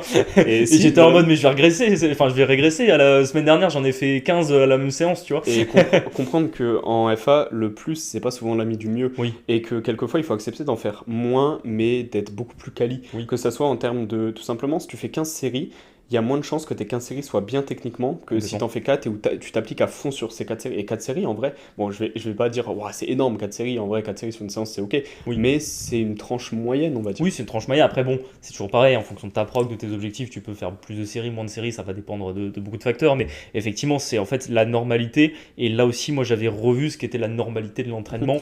Qui était bah, la normalité de l'entraînement quand tu t'entraînes en PPL muscu. Bah oui, c'est normal. Tu vas faire au moins 5-6 exos. Tu vas faire au moins 3-4 séries par exo. Tu vas te Quasiment à mettre. l'échec pour une grande partie d'entre C'est eux. ça, et je dirais même en général tu cherches l'échec technique, tu vois. Après, si t'es un zinzin, tu peux pousser l'échec musculaire et carrément ton pote qui vient t'aider Ça, c'est à vraiment terminer le les reps, tu vois. niveau, le dernier Le niveau, quoi. dernier niveau, mais là aussi tu apprends que voilà, en FA, en fait, il y a une grande logique de pas trop se fatiguer. Alors qu'à l'inverse, quand t'es dans la logique de musculation, c'est Tu te fatigues tout le temps, tout le temps, tout le temps, tout le exactement. temps, Et quoi. que ce truc-là, où justement, je pense qu'il y a beaucoup de mecs qui font juste de la musculation classique, qui ont du mal à se pousser, tu vois, qui ont du mal à aller chercher l'échec sur des élévations, aller chercher l'échec sur des extensions triceps, tu vois. Mhm. Moi, j'avais vraiment chopé ce truc où j'allais chercher jusqu'à la dernière rep sur toutes mes séries de tout l'entraînement. Mhm. Bah là, tu débarques en F1, on te dit RP8, et t'es là en mode ouais, RP8, c'est dur, tu vois. Et puis on te dit non, RP8, en fait, ça doit être facile, tu vas avoir encore 2 reps derrière, et t'es là en train de te creuser le cerveau, tu dis attends, Comment ça, je fais je vais, pas l'échec, je c'est vais pas régresser, normal. tu vois. Putain, non, je suis pas RPE10 tout le temps. Ouais, c'est. Mais ouais, c'est sûr que c'est important et même on l'a vu aussi en termes de ton volume. Tout Oui. simplement, à l'époque, quand tu as commencé, tu faisais 6 séances par Je semaine. faisais 6 séances par 6 semaine. séances par semaine, ça durait bien 2 heures. Ouais, je faisais Et 3 t'avais. de FA, 3 de muscu. Déjà, enfin, Ouais. toujours sur un format PPL, parce que à l'époque, tu vois, ça aussi, je pense que t'as des gens qui arrivent à changer du jour au lendemain, tu vois. Moi, je suis assez conservateur, tu vois, donc j'aime bien quand ça évolue petit à petit. Je pense que j'ai fait le bon choix de passer de 3 séances de FA à 3 séances de PPL. Peut-être que j'aurais même plus vite progressé en FA si j'avais fait que de la FA tout de suite, mais Ouais, peut-être que mentalement, j'aurais eu moins d'adhérence, tu vois. c'est ça, tu vois, fallait transitionner. Et à l'heure actuelle, pour situer, on a 4 séances de FA et une séance de renfo. C'est ça. Et ta séance de renfo, elle est limite là, en fait, juste pour bouger, en fait. Oui. On a vu avec le temps qu'au final, cette petite séance de renfo, déjà, tu la pousses pas très lourde en termes Oui. d'intensité. Bah, typiquement, avant, on partait d'échec, échec.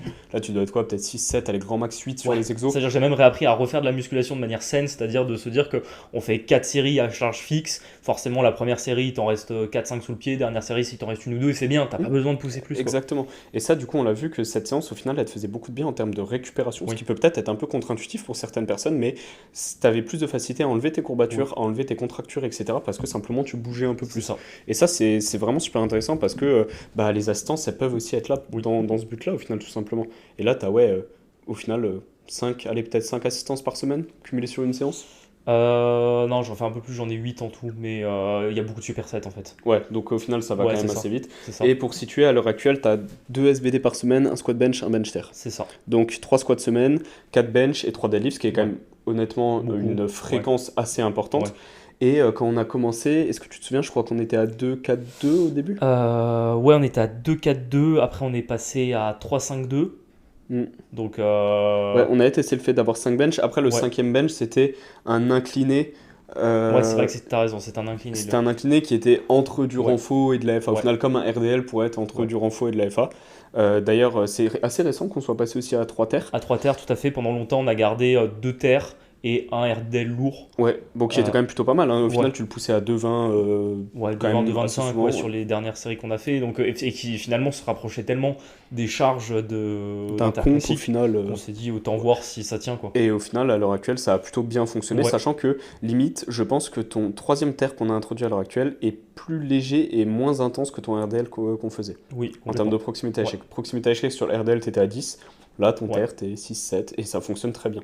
Ce qui est intéressant de noter aussi, ça on l'avait testé à une époque, on avait testé de faire un bloc sur des RPE progressifs et on Oui. est amené ta dernière semaine RPE 10 et en fait on s'était rendu compte que sur ta dernière semaine, tu avais encore de la marge et tu PR Oui. sur toutes les opérations. Donc on s'est dit, bon, on va quand même push encore une semaine. Au final, on a push 5 semaines Ouais. supplémentaires, 5 semaines RPE 10 où tu te cartouchais sur tous les entraînements et tu as quand même réussi à progresser. Donc Ouais. tu as quand même, au vu de ton passif, etc., un gros facteur de récupération. En termes de stress, il en faut quand même beaucoup pour te mettre KO. Et là, récemment, justement, on a pris un peu le truc à l'envers et on était en mode, ok, mais si t'es très facile tout le temps, est-ce que tu progresses quand même? Et là, au final, ce bloc-ci, les 2 derniers blocs, on va dire, Ouais. volontairement, t'en avais beaucoup sous le pied à chaque séance, peut-être pas sur la dernière semaine, mais tu t'amenais ton bloc, du coup, PR partout, Oui. avec de la marge et très peu de douleur, très peu de tension, ce qui était quand même quelque chose qui était assez récurrent chez toi, Oui, parce que sans que ça soit grave au final. bah, ça arrivait plusieurs fois qu'on doit interrompre, quand on arrivait à commencer à créer un momentum sur deux trois blocs, souvent ce qui venait l'interrompre, c'était une douleur. Par exemple, j'ai eu une douleur au lobar, tu vois, Mm. avec une grosse contracture dans le dos, là où passait la barre, du coup, bah, j'arrivais plus à faire du lobar, du coup, bon, Parce que forcément, ça te casse ta pour situer, tu dynamique. as quand même un lobar qui est honnêtement assez bas, qui est Ouais, vraiment sous le deltopost. ouais. Donc forcément, en termes de tension, on était passé par de la SSB un moment pour manager Ça fait ça. beaucoup de SSB, ouais. Et à l'heure actuelle, 3 lobars, aucun souci. Ouais, Vraiment, aucune on touche du douleur. bois là-dessus. Donc Après, ça, tu as c'est bien. l'évolution technique aussi, je pense, Oui, évidemment. là-dessus, l'amélioration de la mobilité, le fait que Tu voilà, tiens maintenant, mieux ta barre, elle roule c'est moins, ça, c'est etc. ça. Le fait que voilà, maintenant aujourd'hui, j'ai vraiment un low bar qui me correspond, c'est-à-dire je sais exactement où je la mets, semaine après semaine, et je suis vraiment dans une position où Tu te sens bien, quoi. ouais, j'ai des douleurs nulle part, quoi. Après, je peux pas non plus, si je faisais 40 séries par semaine, je pense que j'en aurais à C'est sûr. nouveau, tu vois, Parce que mais là, t'as quoi? T'as 3 4 et tu dois avoir une douzaine de séries? Non, un ouais, peu plus. 12 13 je crois, par semaine. Ce 12-13, qui est c'est pas ça. énorme en soi. Non, c'est pas C'est, énorme, c'est- c'est le Franchement, bon. c'est mid Ouais, et ça te réussit bien, encore une fois. On est sur une fréquence qui est assez importante, mais par contre, un volume qui est globalement assez bas vis-à-vis de la oui, fréquence et une intensité qui est assez basse. Et en fait, on peut vraiment manager ça. Et en fonction des athlètes, il y en a, ils vont avoir besoin de beaucoup de fréquences, beaucoup de stress, oui. mais très peu de séries. Et ça, il faut vraiment l'adapter. Et encore une fois, ça fait 1 an et demi qu'on travaille ensemble et on trouve encore plein de choses à améliorer au fur et à mesure du temps, quoi. C'est ça, plein de pistes à explorer pour justement essayer de toujours aller chercher de la progression. Et effectivement, on avait vu à un moment donné ce qui marchait chez moi, c'était grosse intensité, peu de volume. Mm. Mais le problème, c'est qu'on se rend compte aussi que c'est pas forcément tenable dans le temps et qu'on a peut-être plus à gagner avec plus de volume, moins d'intensité. Et par contre, Et une idée de progression, ce qui qui est un applique. peu plus Ouais. linéaire au final. Et qui en plus, je pense, quand j'ai commencé la FA, était simplement impossible. C'est-à-dire commencer par exemple une première semaine à 6, tu vois. Genre à l'époque, c'était très compliqué pour moi parce qu'en fait, j'en avais tellement sous le pied que j'étais venu C'était pour en découdre, frustrant. tu vois. Ouais, c'était frustrant. T'étais en mode, je sors de ma séance, je suis pas fatigué, qu'est-ce qui se passe? Ouais, Et au final, c'est ce qui te réussit bien. Ce qui est intéressant de noter aussi, c'est que du coup, quand on avait grosse intensité, peu de volume, t'avais peu de pratique sur ton mouvement. Il y avait et il y a encore des défauts techniques. Et du coup, oui, forcément, t'avais moins comment dire, d'occasion de pratiquer ta technique oui, et de l'améliorer, surtout que c'était sur des charges très lourdes. Et du coup, oui, naturellement, t'avais beaucoup de déviations techniques. Alors que là, justement, on a volontairement un peu, pareil, split ça sur la semaine, c'est-à-dire que t'as un squat très haut en intensité où juste la principale, on va dire, la principale cue, c'est l'envie, l'intention. oui, Tu as un squat qui est plutôt technique en variation et tu as un squat volume où juste tu pratiques oui. et tu essayes d'améliorer ton pattern là-dessus. Améliorer le Et c'est ce schéma, qui squat fonctionne après bien à l'heure squat. actuelle. Au niveau du terre, c'est un peu la même chose. Oui. Inter-lourd comp, inter-comp volume plutôt pratique et inter-variation plutôt. Oui, pour toujours aller chercher toujours un point faible, on va dire, sur le pattern à essayer de bosser. Donc, C'est ça. Le bench, on voit que tu réagis bien à beaucoup de volume à l'heure oui, actuelle. Et tu as bien concrétisé sur de la single, alors que pareil, le bench a fait beaucoup stagner. ouais. Le bench des trois mouvements, c'est celui où j'ai le moins progressé. D'ailleurs, j'ai revu à l'époque un ami qui faisait de la FA à l'époque où moi je faisais encore de la musculation. Et j'avais des barres en bench qui étaient pas très loin des siennes.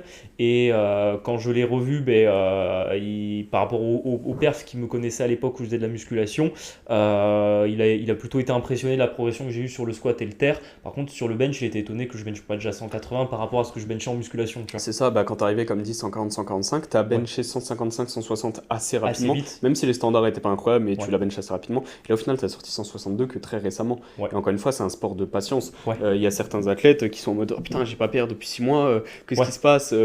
Des fois, ça peut être normal et ça laisse le temps de créer des choses. Même moi, j'ai regardé mon terre, théoriquement, en 1 an et demi, il a perdu 7 kilos. Voilà, c'est long et j'ai Ouais. pas pris. Mais au final, là, je vois un peu le bout du tunnel et comme dit, des fois, il faut tester des choses. Ça demande de mettre en place, que ce soit de la technique, que ce soit revenir de différentes Oui. blessures, ce genre de trucs. Et là, le bench, en fait, t'avais la force, mais t'arrivais pas à exploiter cette force. C'est ça, on était tombé sur un peu un nœud technique où en fait il y avait une dynamique qui se créait parce qu'en réalité en un an le volume a quand même nettement progressé parce que Ouais, en fait à l'époque où la première fois où je bench 160, je fais peut-être 3 reps à 145, tu vois. Alors Et que, dur avec les standards pas top, quoi. exactement, alors qu'aujourd'hui, allez, si je me pousse à 10, j'en sors peut-être 6-7 à Mm. 145. Et des bons standards, bonne claque, Exactement, techniquement alors bien. que forcément, je suis quasiment sur toujours la même barre en single. Et en fait, ça, on l'a vu, mais c'est ce que je t'avais dit, c'est toutes tes variations ont bien évolué, c'est-à-dire sur le volume, tu as explosé, sur les longues pauses, tu as explosé, et je t'ai dit, ça va juste être une question de temps, de semaines pour Ouais. que la single au bench se débloque. Mais c'est sûr, tu ne peux pas passer d'un 3x145 à un 6x145 et que ta single ne bouge pas. C'est impossible. Juste, bah, comme dit, des fois, il y a des pertes techniques, notamment pour toi, c'était la barre qui roulait pas mal en avant, Ouais. et du coup, en fait, t'arrivais juste pas à pousser, alors que tu avais la force, et au final, tu as sorti 162 très bien Ouais. en fin de bloc dernier, quoi. Donc, Et puis des fois, quand on va débloquer des points techniques, on peut rapidement prendre des kilos d'un coup en fait. clairement. C'est-à-dire, et en réalité, on a l'impression que c'est pas on se lève le matin, on est plus fort que la veille. En fait, c'est plutôt la prise de force qu'on a réussi à prendre de mois en mois, de semaine en semaine, de séance en séance, et au final, de juste avoir le point technique pour exploiter cette prise de force C'est qui a ça. eu lieu depuis Bah, longtemps, quoi. pour situer, ta fin de bloc, tu fais 162.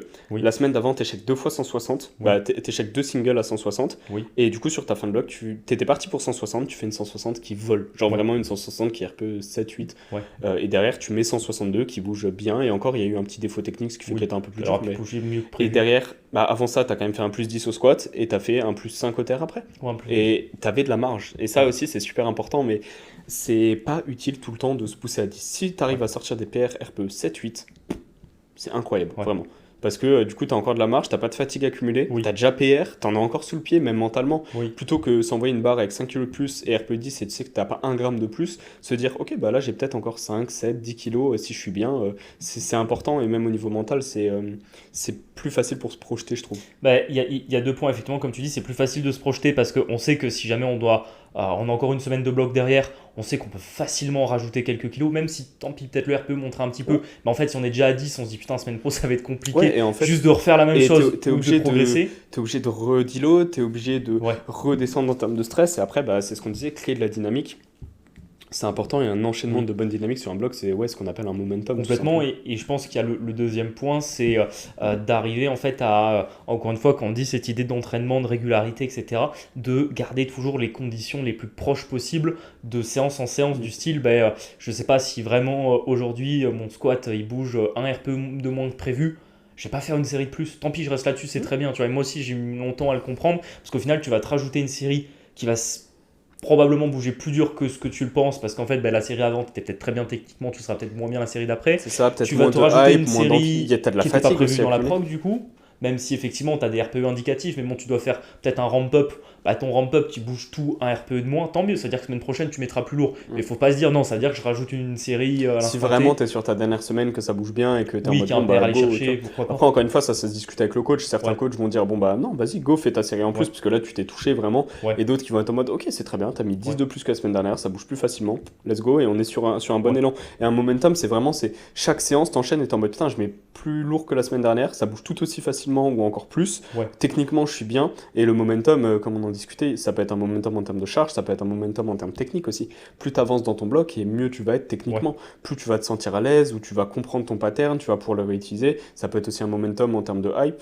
Nous, ce qu'on fait, toi, à l'heure actuelle, c'est un momentum, une dynamique sur la caféine, on va dire. Ouais. C'est-à-dire que même toi qui as l'habitude de prendre des grosses doses de caféine, sur tes gros entraînements, tu pouvais prendre quoi, 400, 500, 600 des fois? Ouais, 600 sur vraiment un gros SBD de fin de bloc. Et genre pour la compétition que j'ai fait, je pense que j'étais entre 800 et 1000 Et milligrammes alors de caféine. évidemment, c'est pas à faire pour tout le monde, Ouais. c'est un disclaimer, mais t'as un athlète qui s'entraîne depuis longtemps, tu pèses assez lourd aussi. Oui. Un athlète qui fait 55 kilos qui prend un gramme et un Ouais. athlète qui fait 90 bombes qui prend un gramme, c'est pas pareil. Mais du coup, là, ce qu'on a fait, c'est que pareil, début de bloc, t'as peut-être juste une Monster, je crois, ou un truc comme ça. Ouais, en fait j'essaye parce qu'une Monster ça fait 150 150, mg un 180, peu, je crois, ou alors quelque j'ai des chose pilules de 200 mg. Et en gros en début de bloc, je prends en général toujours pour m'entraîner, j'en prends au moins une parce que quand on reparlait tu sais, de mon activité professionnelle, Mhm. etc. J'arrive à l'entraînement, des fois j'ai juste le cerveau qui est Ouais, une fatigué. fatigue un C'est-à-dire peu que mentale. Ouais. musculairement et physiquement j'y suis, mais mentalement je suis fatigué et j'ai besoin d'une petite claque quand même pour m'y En mettre. termes de concentration, Et tout simplement. Hein. J'ai commencé à faire ça il y a peut-être maintenant 6-7 ans musculation. Donc c'est vrai que j'ai gardé cette habitude de prendre au moins un petit peu de caféine. À l'époque c'était le fameux pré-workout, etc. Mais bon, maintenant je prends plus que de la caféine parce qu'au final on se rend compte que ce qu'il y a dedans ça sert pas à grand chose à part la caféine. Ouais. Et au final, bah, toi, ça te réussit bien. Tu vois, Ouais. chacun, encore une fois, il y en a, ils vont peut-être plutôt réagir à la spiruline, à la bêta-alanine, etc. Toi, La t'as trouvé ce bétaline, qui ça gratte fonctionne. les oreilles, mais ça fait pas peur, quoi. En fait, ce qui fonctionne Ouais, surtout, encore une fois, il faut individualiser. Et là, on a trouvé ton rituel, on va dire, donc on le conserve au ouais, final, et ça marche bien. Du coup, bah, comme tu le disais, tu prends juste une pilule pardon, en début de bloc, généralement sur la première, deuxième semaine, je crois. c'est ça. Deuxième, troisième, tu prends Monster et une pilule. C'est ça. Et Et à la limite, la cinquième, là, on se lâche. Après, c'est pas toutes les séances. On va dire que toutes les séances, on va dire, variation, je vais plutôt être sur uniquement une pilule, tout le bloc. mhm. Ça bouge pas. Et il y a juste les SBD, donc le SBD comp et le SBD volume, où là, on met une certaine dynamique. Où 2 premières semaines, j'ai que en gros 200 mg. Semaine 3-4, 400. Et dernière semaine, 600. Et Quoi. ça, on l'a vu que c'était aussi intéressant et que ça sort un peu, on va dire, directement du cadre de l'entraînement. C'est plutôt sur tout ce qui est à côté. Ouais, Mais pour moi, ça rentre au même stade que alimentation, ouais, nutrition, bah, alimentation, nutrition, c'est pareil. Alimentation, hydratation et sommeil. Et oui, pareil, ça, on sait que tu es très régulier là-dessus, en fait. T'as pas d'énormes variances en termes de sommeil. non, Tu t'es assez régulier toute l'année. Pareil au niveau de l'alimentation, tu manges bien, tu manges plus ouais. aussi. Et hydratation, c'est pareil. Ça, on l'a légèrement optimisé aussi les Oui. derniers temps. Euh, L'hydratation, surtout intra-entraînement, parce qu'au final, moi, je suis quelqu'un qui boit beaucoup. Je bois, même l'hiver, je bois 5 à 6 litres d'eau par jour, ce qui est vraiment énorme ouais, c'est... pour, on va dire, un sédentaire, mais qui, honnêtement, pour moi, je bois ça depuis très, très, très, très Ouais, t'as longtemps. Donc, l'habitude et ça fait pas de mal de boire. non, En vrai, je pense que ce qu'il faut conseiller au minimum, c'est entre 2 et 3 litres hors entraînement. ouais, au moins Après, pour quelqu'un qui est sportif minimum. ouais, Ouais. Et je pense même pour quelqu'un qui pèse, on va dire, 70 kilos, maintenant tu pèses 100 bombes, mais il faut au moins 4 litres d'eau, quoi. ouais, après, moi, je sais que pareil, à l'année, je tourne au moins grand minimum 4 litres 5 Ouais, hors entraînement. Et des fois, quand il fait vraiment chaud, je peux tourner à 7-8 litres ouais, assez facilement, quoi. c'est ça, Mais du c'est coup, ça. ça, autour de l'entraînement, ça allait. C'était plutôt pendant l'entraînement, en fait. Pendant T'avais des mal l'entraînement, de tête, des trucs comme ça. ouais, c'est que je me suis rendu compte, par exemple, souvent sur le SBD, j'ai eu ça aussi, ça vient du truc de la musculation, du football américain, c'était les 2 heures d'entraînement.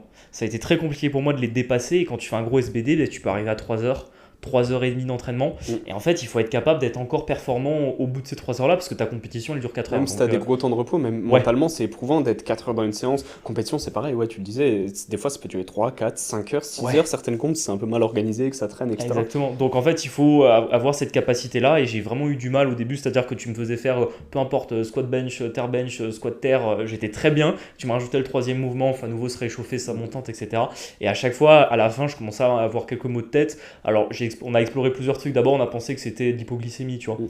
Donc j'avais essayé de manger un peu avant ou un peu pendant l'entraînement. Je me rends compte que ça me réussit pas trop parce que même si je mange beaucoup, j'aime bien m'entraîner le ventre vide, Mm. c'est-à-dire je me Pour prends pas un être gros ballonné, petit etc. déjeuner le matin et je m'entraîne souvent à midi. Donc je prends un gros petit déjeuner vers 8-9 heures et je mange plus avant la fin de ma séance.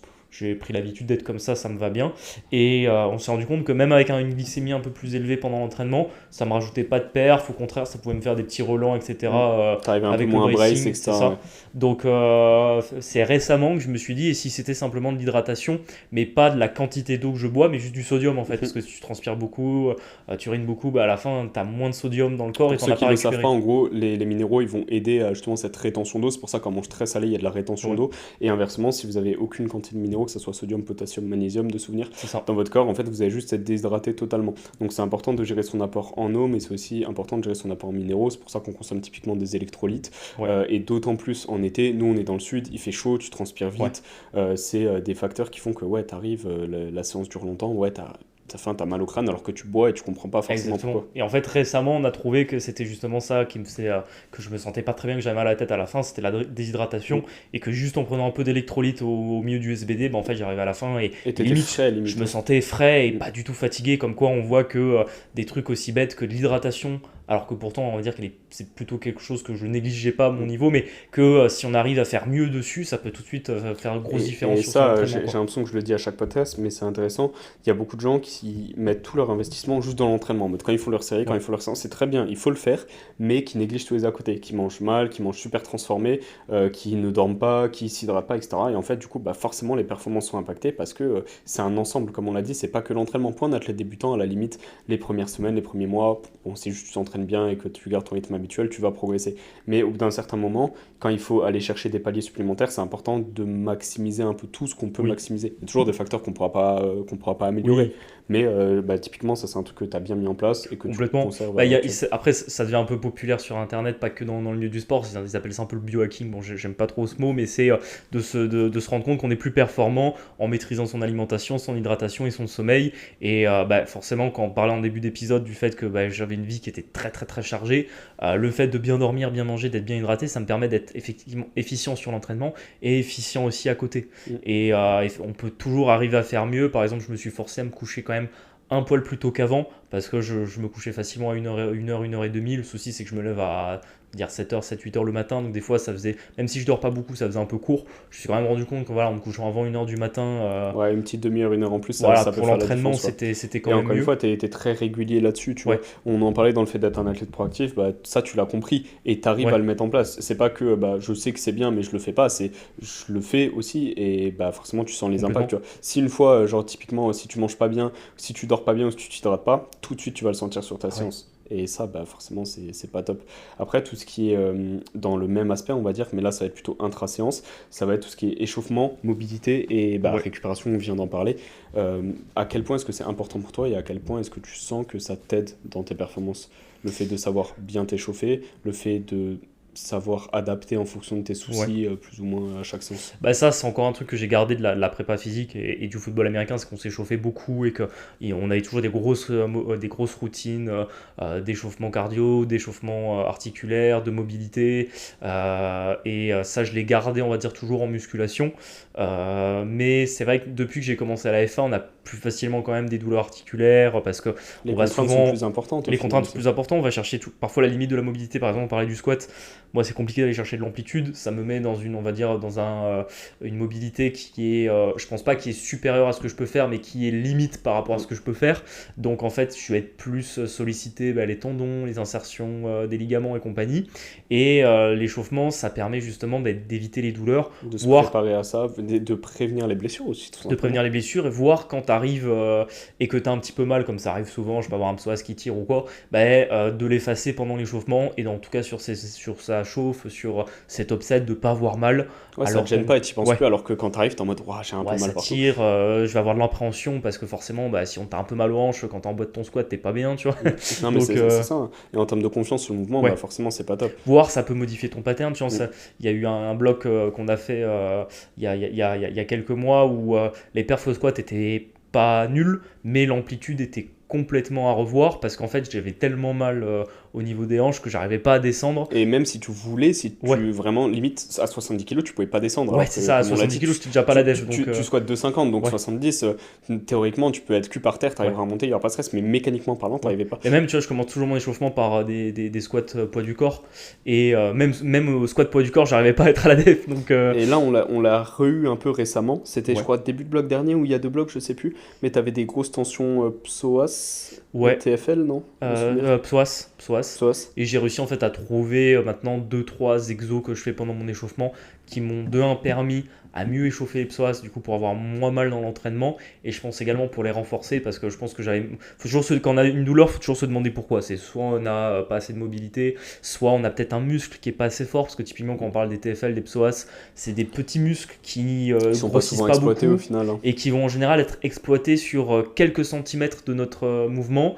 Et le problème, c'est que quand forcément on fait un squat à 200 plus, en fait, les quelques centimètres où ils sont Ils ont beaucoup exploités, de ils contraintes. ont beaucoup de contraintes par rapport peut-être à un quadriceps ou un ischio qui va intervenir sur tout Toute la phase tout le excentrique mouvement, c'est ça. potentiellement, etc. Et là, ils vont juste intervenir sur 2-3 cm. En fait, s'ils sont pas assez renforcés, c'est là qu'on va générer des douleurs. Et du coup, le corps va compenser. Donc, par exemple, moi, dans mon cas, c'était moins de rotation interne de hanche. Mm. Sachant que moi, j'ai un gros lobar. Donc, en fait, pour avoir de l'amplitude, je suis obligé d'avoir de la rotation de hanche. Sinon, je descends pas.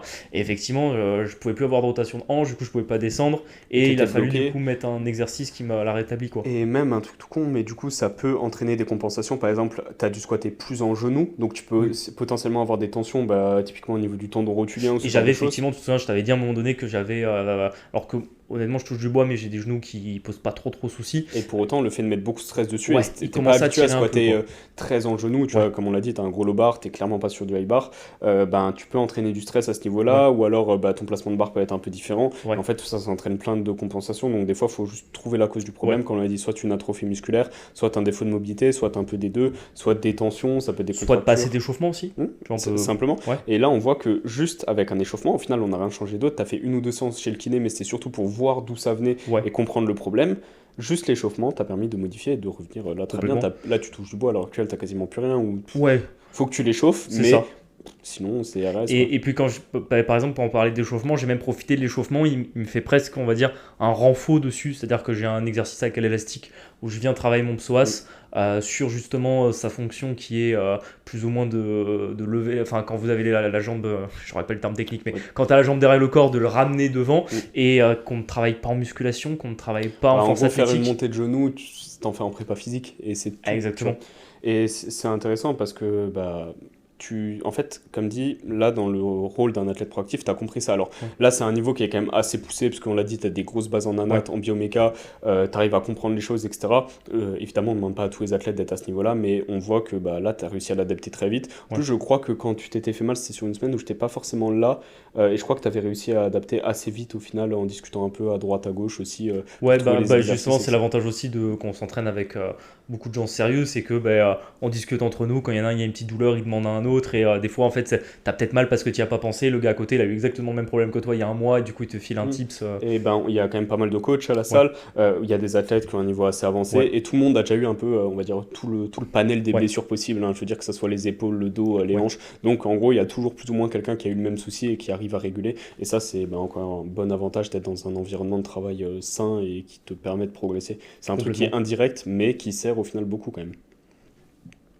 Donc, où est-ce qu'on en était? Donc, on a dit que tu étais un athlète proactif. Donc, tu as compris le fait de respecter les RPE, respecter la prog, qui est d'en garder sous le pied. Ça va être lié directement au fait de savoir Ouais, créer une dynamique. Et ça, c'est très important. Et ça, je pense, ça revient de plus en plus à l'heure actuelle.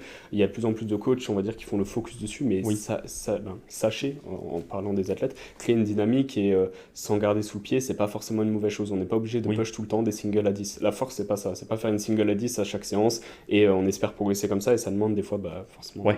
Et le de problème, c'est que prendre un peu de justement, à recul. l'époque où je m'entraînais en musculation, c'est comme ça que je m'entraînais. Et ça met longtemps, en fait, à se changer ce mindset et de se dire non, en fait, tu viens en fait créer les conditions à un PR et non pas c'est un coup de chance que tu arrives le matin et que tu te sens bien, quoi. Ouais, ça peut arriver, quelquefois, qu'il y a un père qui tombe comme ça, où t'es en mode, oh, Oui, ok, je sais pas ce qui se passe aujourd'hui, plus 10 hop, bah, ça arrive. oui, Mais c'est assez rare, et en fait, on cherche à analyser pour comprendre et pour pouvoir te remettre dans ces conditions-là, typiquement le jour d'une compétition aussi. complètement. Donc ça, Puis je pense c'est aussi que ça important doit de être un comprendre. PR cohérent, tu vois, comme tu disais tout à l'heure, si tu viens pour faire du 3 CT pose au bench, au bench ou même au Ouais, squat d'ailleurs, ouais. c'est pas pour faire un. Si Une tu fais un single à PR 10. comp, il y a un problème, tu vois, à la limite, tu fais un PR sur ta variante, Ouais, dans ce cas-là, très bien, parce que ça c'est prouve que cohérent, t'es dans tu une vois. bonne forme, mais passer d'un triplé en pause à une single à 10, Ouais. c'est pas le top. Et du coup, ben, selon toi, quels seraient les aspects qui pourraient limiter la progression des athlètes? Alors, on en a déjà parlé un peu. Ouais. Il y a le fait d'optimiser tout, sauf d'optimiser l'entraînement, mais pas le reste. Il peut y avoir la prise de poids. On en a parlé un tout petit peu Oui. du coup au début. Est-ce que tu peux détailler un peu là-dessus, selon toi? Ouais, ben, moi, il y a mon cas personnel où en fait, là-dessus, j'ai fait un bon choix. C'est-à-dire que, on va dire, quand j'étais sur mon poids de forme en musculation, j'étais entre 80-85 kilos à peu près. Et j'ai fait ce choix quand je suis arrivé à FA de pas me dire, ben, je vais rester en moins de 83 et tout de suite avoir on va dire, ce truc de devoir Vouloir être compétitif ou en tout à cas outrance, etc. s'empêcher de prendre de la masse, Mhm. sachant que forcément, il y a une prise de force qui peut être associée à cette prise de Clairement. masse. Et de se laisser le temps. Donc quand je suis arrivé en FA, je faisais 84, 85 kg ou 83, je sais plus quand je suis arrivé Ouais, en dans ce brut. zone-là. Dans ces eaux-là, je me suis dit, bon, ben, je vais rentrer en moins de 93. Et Alors, combler 93, au final, ça a quand même pris plus d'un an et ouais, demi. Et ça là, a, t'as encore de la marge, mais hein. comme on justement disait que c'était un sport de patience, je me suis dit, ok, les 93, je vais y arriver. Et au final, j'y suis. Du coup, j'ai pas non plus fait le fou de masse en mode je prends 10 kilos en 3 mois parce que j'aurais été dégueulasse et que Mhm. C'était ça pas le m'aurait but pas non rendu plus, plus quoi. fort parce que ça aurait été juste du fat. Mhm. J'ai vraiment fait ce truc de voilà, d'aller chercher kilo après kilo, trimestre après trimestre pour Pour évoluer, tout simplement. évoluer. Là, maintenant, je suis à 92,5, on va dire Et en pour moyenne. situer, tu fais quelle taille? Je suis 1m80. Donc en vrai, 83, ça aurait été ok, Oui, mais il aurait fallu être très écorché et ouais, surtout très compétitif à la ouais. base. Et sachant que là, on se rapproche petit à petit des minima France, mais à l'époque, quand tu as commencé en 83, c'était pas le cas.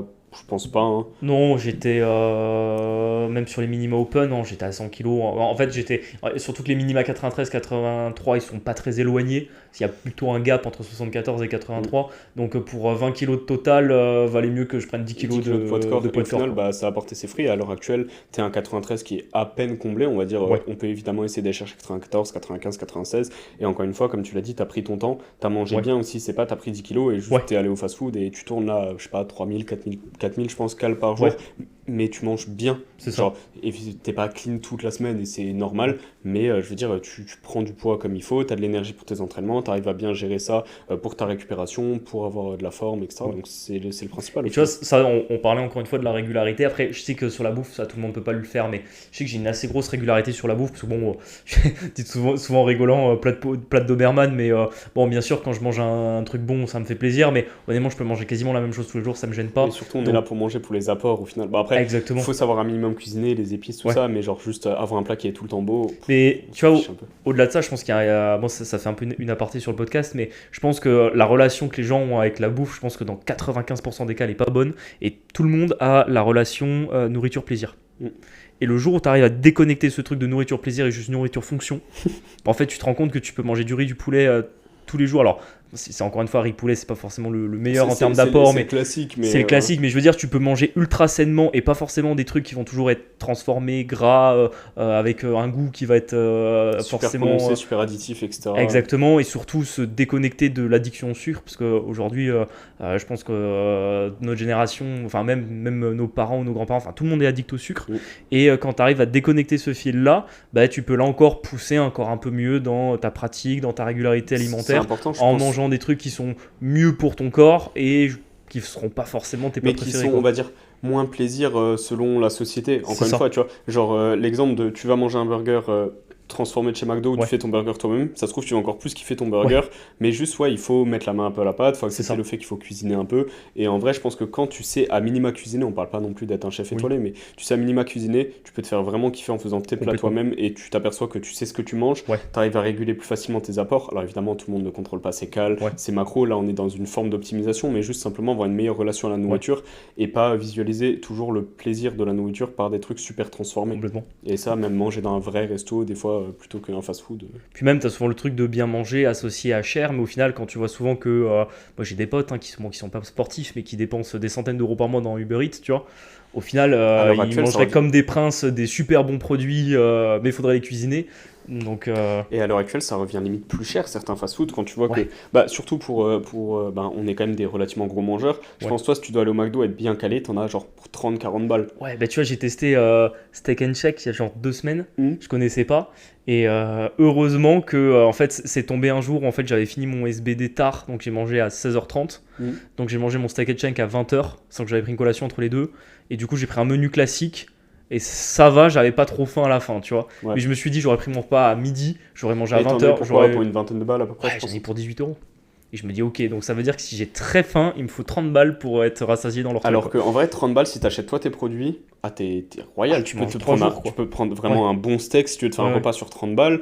Genre des très bonnes pâtes. Enfin bref, tu Ouais, ou cuisines une pièce de toi-même. viande de qualité, ou un truc Ouais, comme ça. même 30 balles, en vrai, tu peux avoir un bon entrée plat dessert sur certains restos, tu vois, et tu manges Ouais. bien, encore une fois.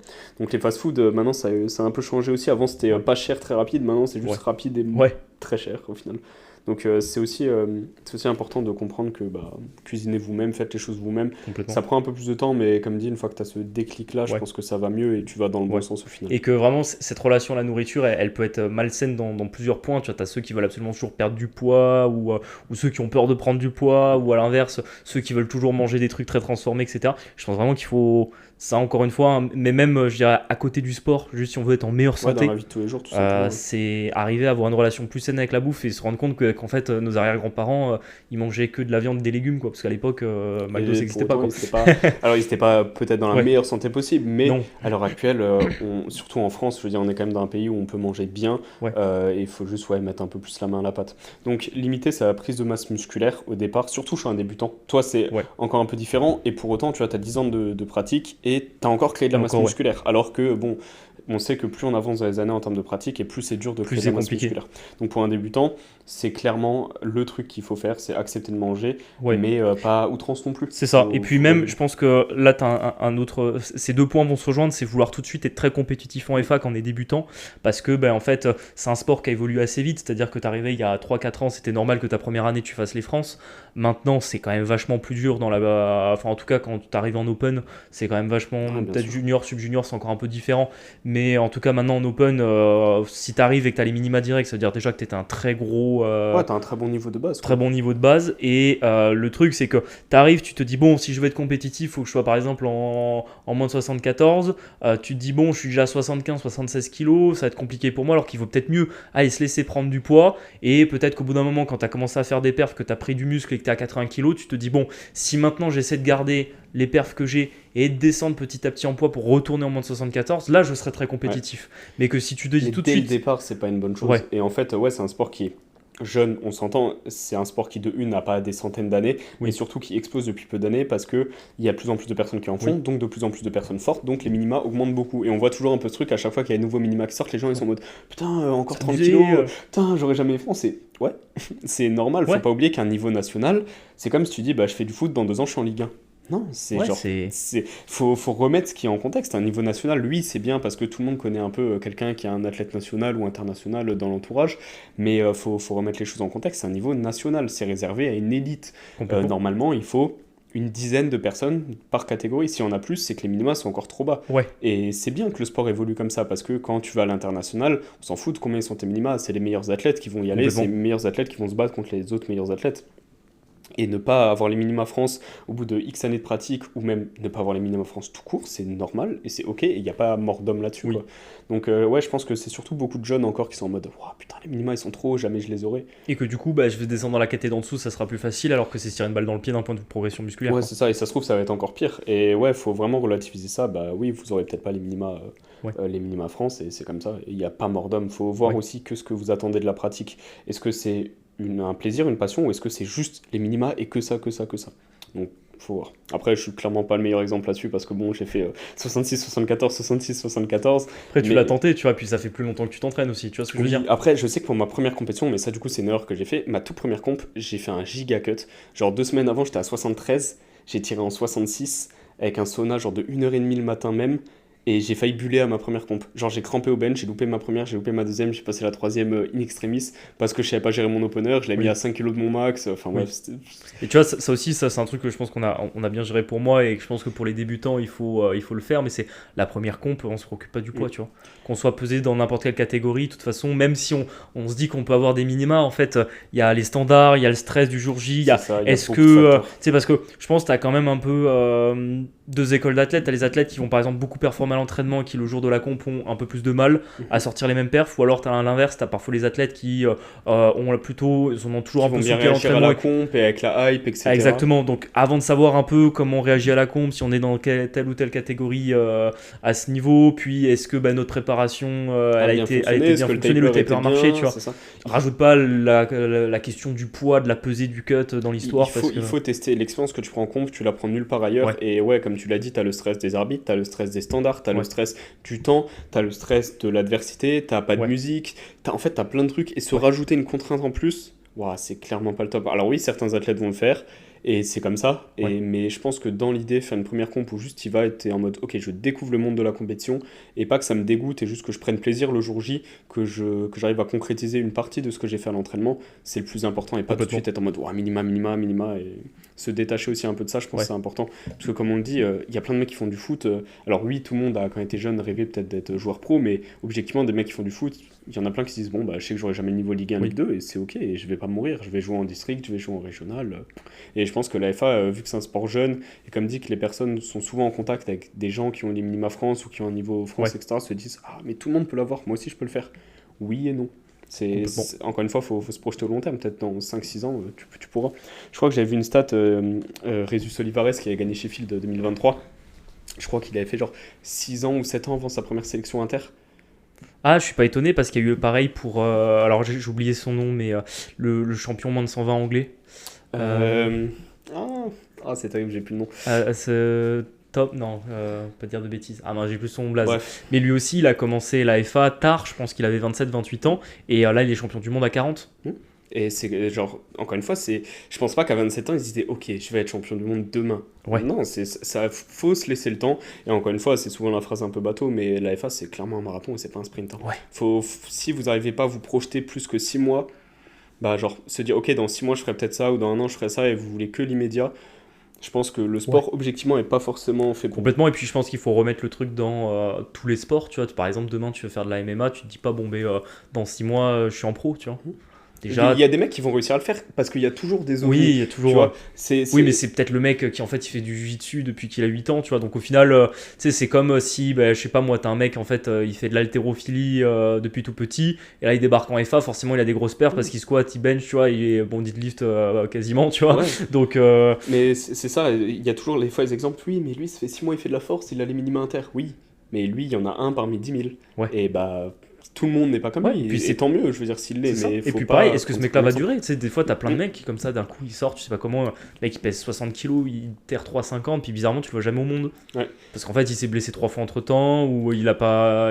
Et si ça se trouve, ce qu'il fait à l'entraînement, encore une fois, il Ouais, l'applique pas en jour de comp, il peut louper sa pesée, il peut ouais, juste ne pas durer. Il y a beaucoup de sub-juniors qui ont été super prometteurs, et au final, ouais, juniors, t'en entends quasiment plus parler, et des juniors dont on n'entend plus parler en open, ouais, il y en a full, hein, vraiment. ouais, Alors que des mecs qui ont fait champion du monde, qui avaient un très bon niveau, ouais, qui étaient peut-être à 50 kilos des minima open, bah, genre du top niveau open, ouais, t'en entends plus parler. Et c'est un sport, encore une fois, bah, il y a beaucoup de trucs sur la performance, et suffit d'une blessure, ça arrive, ça arrivera. Tout le complètement. monde va se blesser, je pense, au moins une Ouais. fois. C'est à plus ou moins grave, tu vois. Il y en a, ils se fracturent, je sais pas, ils se fracturent le bras. Il y en a, ils se font une hernie. Il y en Ouais. a, ça peut être tout et n'importe quoi. Puis toujours, il faut se dire pourquoi tu fais ce sport. Est-ce que tu fais ce sport pour toi-même te pousser à toi-même te pousser toujours plus loin dans ta pratique, dans ton entraînement, etc.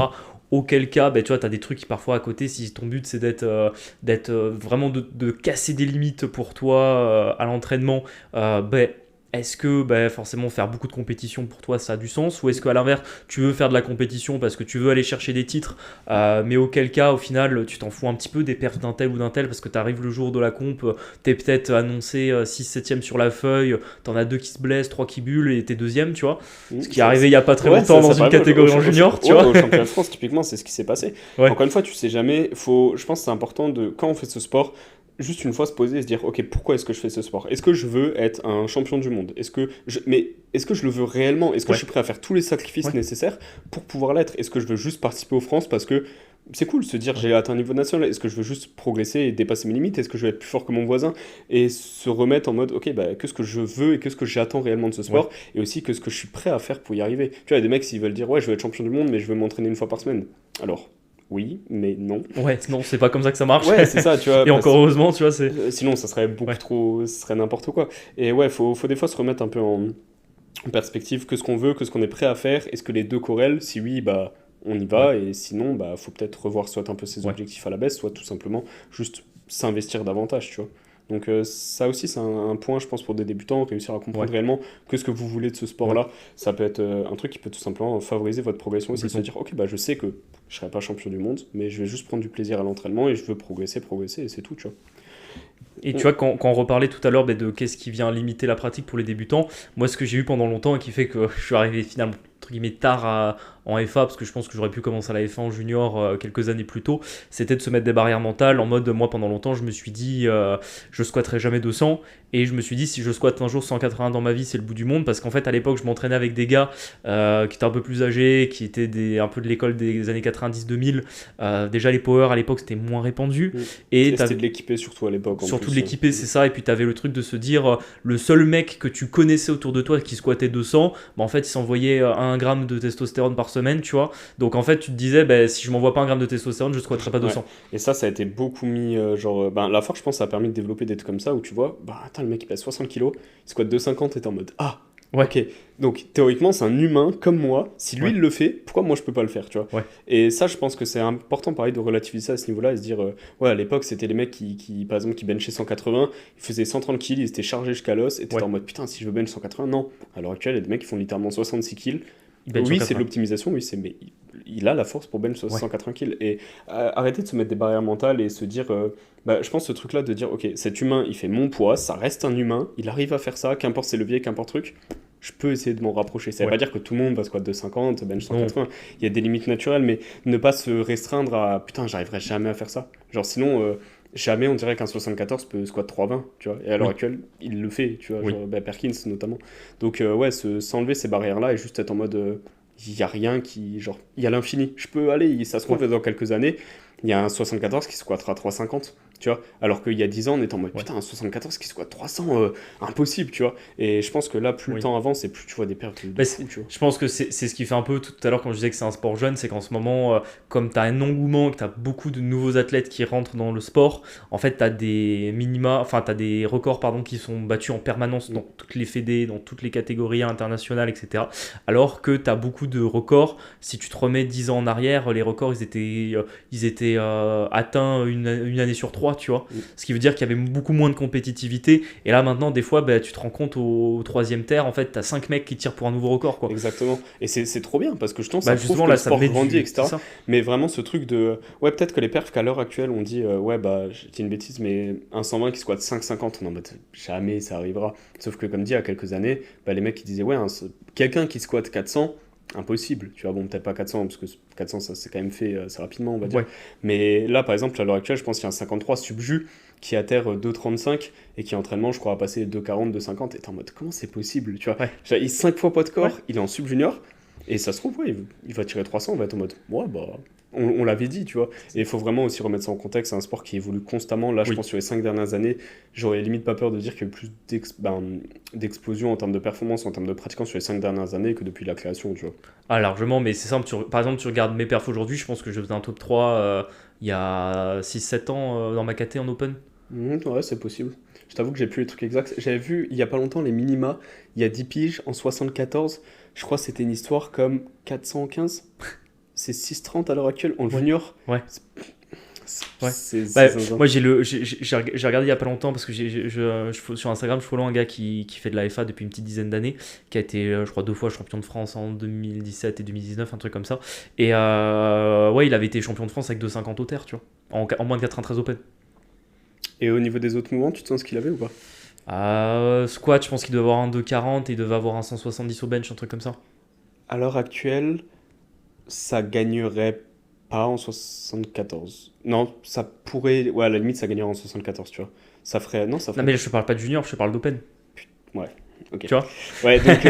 Ouais, C'est pour ça, et en vrai, ça évolue de ouf, et c'est trop bien. Franchement, le sport qui évolue à ce point-là, Ah mais c'est. complètement. En fait, vaut mieux dans ce sens-là que d'arriver, tu sais, ce qu'on disait. Enfin moi en tout cas au football américain, c'est toujours ce qu'on disait. Tu veux pas gagner sur tapis vert, tu vois. Ouais. Tu veux gagner parce que en fait il y a eu du doute, parce que bah, t'avais des gars C'est qui les meilleures avaient. victoires. C'est Où ça. T'as probablement connu des victoires sur la dernière action du match, Ah ouais, après un complètement. stress de On a fou. perdu des matchs aussi sur la Ah, mais dernière oui, action du et match, c'est donc c'est ça ça fait qui est partie trop du bien sport. Ouais, parce que s'il y en a un Ouais. qui gagne, il y en a un qui perd, Et forcément. à l'inverse, je me souviens, on allait jouer Montrabé. Je connaisserais pas cette ville si j'étais pas allé jouer un match de football américain là-bas. C'est vers Toulouse. On allait jouer Montrabé, on leur mettait 90 pions à la mi-temps. L'arbitre arrêtait le match et on jouait pas la deuxième mi-temps. C'était les matchs les plus nuls. Il n'y Putain, avait aucun intérêt. En vrai, On marquait sur chaque action. il y en a forcément, mais ouais, les matchs les plus palpitants, c'est les égalités, Ouais. c'est les actions. C'est ça qui est beau dans C'est le ça. sport, tu vois. Mais moi je me souviens, on perd en demi-finale de France, on perd 14-13 contre Rouen, tu vois. Et je pense que c'est le meilleur match de ma vie, malgré qu'on perde. Ouais, mais Donc- t'as un bon souvenir parce que t'es en Ouais. mode putain. Ça a été un match d'enjeu Et de après, fou. tu Il s'est remets passé toutes des les dingueries. actions, t'es en mode putain, si j'avais fait ça à ce C'est moment-là, ça. au Donc- hand, c'était pareil. Moi en FA, j'attends ça, tu vois. Si un jour je gagne quelque chose, j'attends qu'en fait il y ait. En Il y a fait, une bataille, ça joue sur- sur un dernier terre. Ouais, c'est ça, ou sur un bench, presque. Il y a 2 blancs, un rouge, le jury il hésite, tu vois, il se passe quelque chose, tu vois. Ouais, c'est ça. Vraiment un peu d'excitation. Et en fait, généralement, le truc, c'est toujours que tu préfères gagner parce que t'as été meilleur que l'autre plutôt que l'autre moins bon que toi. Tu vois ce Ouais, que je veux dire? C'est pas c'est parce que ça. l'autre était mauvais, c'est parce que toi t'étais Ouais. meilleur ce jour-ci. Ouais. Ce jour-J. Les Ouais. deux personnes ont donné à fond et juste t'étais Ouais. meilleur. Et si tu perds, bah tu perds sans regret parce que Complètement. tu t'es donné à fond et tu pouvais pas faire mieux. Ouais. Et ça, en vrai, tu le retrouves pas souvent quand même. Il faut avoir des matchs un peu tendus où Oui. ça se joue vraiment Oui. déjà sur un championnat de France, un championnat du Oui. monde, où ça peut jouer à 500 grammes. On Oui. l'a vu chez 74 C'est l'année ça. dernière, un podium avec 500 grammes d'écart, quoi. Et zinzin. puis ça, je pense que ça vient aussi. Alors, je pense que les grosses KT, les moins de 120, plus de 120, c'est rare pour l'instant parce que même au niveau international, souvent le top 3, ils ont énormément d'avance sur les même autres. le top 1 à l'heure actuelle en plus de 120, typiquement, Jesus Olivares, il On doit est être d'accord. 100 kilos. Mais t'as des KT, moi je me souviens avoir regardé, alors c'était peut-être les championnats du monde de l'an dernier en Open ou en Junior, j'ai un doute, ou chez moins de 93, moins de 105, Europe, je parle pas monde, Ouais. mais Europe, t'avais 5 mètres qui allaient chercher la première place, et quand tu regardes la fin du tableau, tu te rends compte que le 5e, en fait, il a que 20 kilos d'écart sur le premier, donc ça se joue sur un 3e Et squat, un même 3e terre. Des fois, t'as un truc où, genre, littéralement, ce que je disais, les 74, le premier avait de souvenirs le même total que le deuxième, mais plus léger de genre Ouais. 100 grammes, et le troisième avait 500 grammes en moins. Ouais. Et là, tu remets tout en cause en mode putain, la barre, là, putain, si j'avais. Ouais. Mais ça, c'est vraiment le sport et les émotions qu'il te procure. Et ouais, C'est comme ça. on l'a dit, tu gagnes un match à la dernière seconde sur la dernière action, t'es jamais aussi content, t'as tout le monde Ouais. qui vient sur le terrain. C'est des trucs que t'as moins sur des sports Complètement. individuels, mais t'as quand même ces émotions-là de Complètement. ça s'est joué à rien et tu gagnes en jouant à rien, c'est incroyable. Alors Et que du coup, oui, quand- tu mets 50 kilos d'avance, bon. Bah, complètement. Et puis du coup, quand tu reviens au sport et à la vision que doit avoir le débutant, tu vois, moi j'estime que je préfère ne jamais faire de grands championnats, mais être dans un sport où tu vois un niveau qui est aussi serré entre beaucoup d'athlètes, qui est plaisant à voir, qu'au final je me retrouve champion de France parce qu'il n'y a personne d'autre en face. Tu vois. C'est ça. Et en vrai, c'est pour ça que bah, on le disait, oui, les minima nationaux, il faut que ça soit haut parce que Ouais. ça représente l'élite d'un pays, littéralement. Et derrière, on veut que les athlètes qui soient envoyés des champions de France, ils fassent des bonnes choses à l'international. Ils ne Ouais. veulent pas que juste se faire ridiculiser parce qu'ils Ouais. prennent 300 kilos total. Donc après, c'est très bien géré et les minima augmentent parce que les gens sont forts, tout simplement. Il Ouais. faut s'y rendre à l'évidence. Et si on ne fait pas partie de ces gens, il faut bosser Ça, c'est encore sûr. plus dur pour en faire partie. Mais du coup, bah, casser les barrières mentales pour un débutant, ça peut limiter sa progression. Refuser la prise de poids. Ouais. Et de masse musculaire, hein, pas que de poids. Ouais. S'entraîner trop, ça peut être dur à comprendre, hein, on en parlait Ouais. avant. Bah, moi, ça a été une de mes erreurs. Et effectivement, c'est s'entraîner trop. C'est-à-dire que il y a une prog qui est faite et faut pas se dire que c'est. Après, tu vois, là aussi, ça devient quel sport t'as fait avant. Je suis venu d'un sport où au football américain, on te disait c'est cette action de plus que tu fais à l'entraînement, ce truc en plus qui fait à l'entraînement que tu vas gagner en match, tu vois. Alors, ce qui est plus mental que réel, mais du coup, tu te le gardes ça dans un coin de ta tête et t'as l'impression que c'est ce squat Ouais, de si plus. tu fais une rep en plus, alors que généralement, bah, C'est plutôt l'inverse. Il y a des mecs qui se foutent la pression de fou, par exemple sur une phase de taper ou sur une Ouais. phase de picking en fonction de comment tu programmes. Ils sont en mode putain, j'ai loupé mon squat, je suis mort. Alors que non, c'est genre le dernier pourcentage, ce que tu fais la dernière semaine. Ouais. Tout ce que tu as fait avant, les semaines, les mois, les années, c'est ça qui Ouais. compte, c'est l'accumulation de ces choses-là. Et du coup, bah, ça remet aussi, je pense, en perspective quelquefois, ouais, bah, un échec une fois, c'est pas grave, ça arrive. Complètement. Surtout que ça peut te donner des axes de travail derrière. Pourquoi t'as échec? Ok, bah ça, on Ouais. va l'améliorer. Puis je sais pas, mais si t'en souviens, mais moi ça m'est arrivé avant la comp du coup de décembre où j'étais pas bien sur quasiment les 3 mouvements 15 jours avant. Que ce soit sur les standards, je me sentais pas à l'aise, j'avais l'impression que j'allais pas les valider. Au niveau des charges, j'étais pas du tout sur mon meilleur niveau. Et du coup, je me disais putain, je vais arriver fatigué, etc. Et au final, la compétition s'est bien passée niveau standard. Au niveau du niveau de force, je pense que squat, bench, j'étais plus ou moins meilleur de ce que je pouvais faire. Et au terre, non. Et c'est comme ça. Ça C'est arrive, ça. encore une fois, c'est Ça une première arrive. comp, il faut tester des choses. C'est très rare d'arriver à faire un taper parfait ou une programmation parfaite, que ça soit sur un premier bloc ou une première comp. Et bah, justement, ça demande de la communication, ça demande d'adapter parce que, ouais, il y a peut-être des trucs qui ont fonctionné au squat, au bench. Bah, le terre, peut-être qu'il faut qu'on fasse autre chose. Et plus de volume, moins de volume, plus d'intensité, moins d'intensité, etc. Et ça, en fait, on le régule au fur et à mesure du temps. Et plus le temps passe, et mieux un coach connaît son athlète. C'est aussi pour ça que c'est intéressant d'avoir des suivis qui sont long terme. Et là encore, je trouve que honnêtement, 1 an et demi, c'est pas si long que ça. Tu vois, c'est passé assez vite. Genre avec 16 blocs au final. Hein. Genre en vrai, dit comme ça peut être beaucoup, mais. Attends, j'ai dit quoi? Oui, j'ai dit 16, hein, c'est bien 16, ça. ouais. 16. Genre ça peut être beaucoup, mais au final, pas tant que ça. La preuve, c'est passé super vite. Tu vois, genre Xavier, c'est pareil, ça fait 2 ans. Je commence à avoir de plus en plus d'athlètes où ça fait plus d'1 an. Des suivis long terme, pour moi, c'est genre 4, 5 ans, voire plus. Tu vois, il y a des mecs, ça fait 15 piges qui sont entraînés par le même gars. Tu vois, donc, et encore une fois, ça, on revient c'est clairement pas un sprint, c'est un marathon. Du coup, bah. S'entraîner plus, c'est pas toujours la bonne chose et faut le comprendre aussi ça peut limiter la progression effectivement, le fait de juste se fatiguer tout le temps, faut savoir doser. Limiter sa comparaison, on en a un peu parlé via les réseaux sociaux, on a un peu abordé ça tout le long du podcast, mais je pense que la comparaison elle peut être utile si ça nous sert justement à nous pousser, comme je l'ai dit par exemple, ce mec qui fait mon poids, lui il le fait, pourquoi moi je peux pas être capable de le faire, mais se dire putain ce mec il met 300 kilos, j'y arriverai jamais, non, c'est de mon point de vue, c'est pas une bonne comparaison, c'est une comparaison négative de fou. Oui. Et puis comme on en parlait un peu tout à l'heure, mais c'est pas oublier que en fait sur les réseaux sociaux, 99% des athlètes ne montrent que leur meilleure série. Donc en fait, ils vont pas montrer les 6 mois où en fait leur bench il marchait plus parce que techniquement ils se sentaient pas bien. Ils vont pas montrer les 4 échecs qu'ils ont fait à 300 kg au terre avant de le passer, tu vois. Ça c'est et du coup c'est normal parce que c'est le réseau, je veux dire. Après maintenant de plus en plus ça se démocratise le fait de je montre mes échecs parce que ça fait partie du process. Il faut aussi montrer aux jeunes que tout est pas toujours tout rose. Tu peux avoir des phases de stagnation de 1 an, de 2 ans, de 3 ans et c'est ok, ça fait partie du jeu.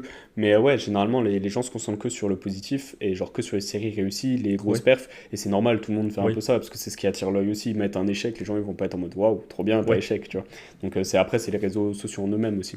Oui, et puis les réseaux sociaux, tu vois, ça on en parlait de toujours avoir l'impression que ton niveau est stable et bouge jamais. Tu vois, j'ai un exemple en tête. Il y a un athlète d'un des coachs avec qui on s'entraîne qui avait dû me voir, parce qu'il était venu s'entraîner quelques fois avec nous, il avait dû me voir squat de 10 en difficulté il y a genre 3 mois quand j'étais dans une mauvaise phase d'entraînement.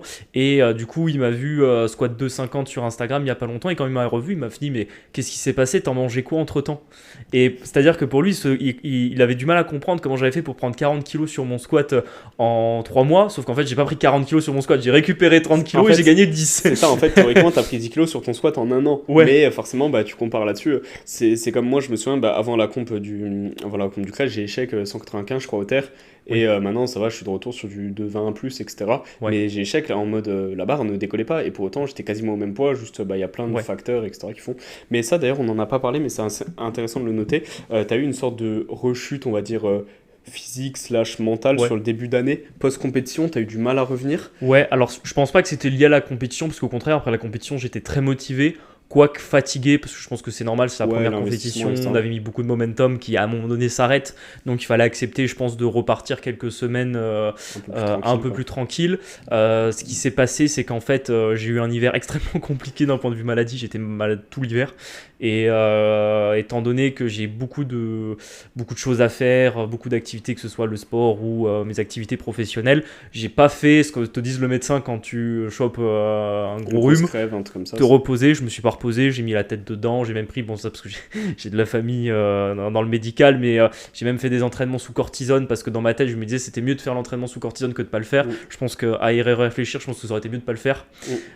Faut toujours doser. Il y a des fois où oui, il faut quand même s'entraîner, même si c'est très léger. Il y a des fois où juste faut accepter, non, on se repose. C'est ça. Et en fait, du coup, tu as une grosse phase où tu étais redescendu bas en poids de corps, bas en termes d'énergie, bas en termes d'envie. C'est-à-dire que j'ai fait un peu là maintenant avec le recul, j'ai fait un peu un sorte de burn-out physique en fait. C'est-à-dire que bon, c'est vrai que d'un point de vue mental, je pense que je peux tenir très longtemps. Et c'est vrai que j'étais dans une mauvaise phase, j'avais un milliard de problèmes à gérer. J'étais très fatigué, malade régulièrement. Surtout que j'avais eu les pépins de santé avaient commencé à être de plus en plus graves, tu vois, avec quand même des trucs un peu moins sympas qu'un rhume à la fin. Et je continuais malgré tout à faire toutes mes activités. Et en fait, il y a juste un moment où en gros un matin, le corps m'a dit stop, je peux plus me lever. J'ai commencé à faire des crises en mode tremblement, en mode surfroide, impossible de manger pendant 3 jours de suite, ce qui fait forcément que je pars de 92 kg à 87. Ouais, t'as perdu beaucoup de poids. Et en fait, on était vraiment dans un truc où, ok, là, c'est vraiment pas cool, faut qu'on lève le pied. Du coup, c'est ce qu'on a fait. Toi, tu l'as fait du côté pro et perso. Et nous, on l'a régulé au niveau entraînement. On a été super léger. On a cut le nombre de séances, je crois, au début. Juste histoire on a cut un peu les séances, on a cut surtout le volume.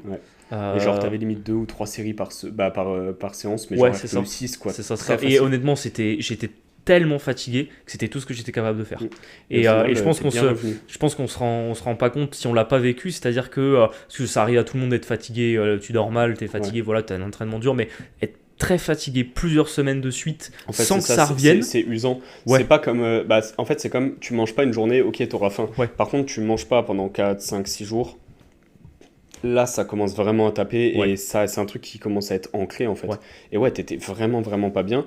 Et au final, on est revenu tout doucement dessus. On a eu un bloc complet, je pense, où c'était vraiment très tranquille. Juste, on remet le pied à l'étrier. Les charges ont commencé à remonter un peu. Tu reprends du plaisir à l'entraînement. Ça, c'était super important. On a vraiment mis un point d'ordre là-dessus. C'est viens à l'entraînement et genre déconnecte et juste fais-toi plaisir. Même si tu fais moins de séries, moins de charges, on s'en fout.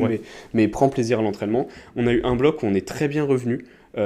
Typiquement, alors d'idée c'était le bloc, t'as squatté 2,40 à la fin, t'avais commencé à... j'ai squatté 2,32,5 à la fin en doublé. Et je commence le bloc à 200, j'étais en galère. Mais genre vraiment galère quoi.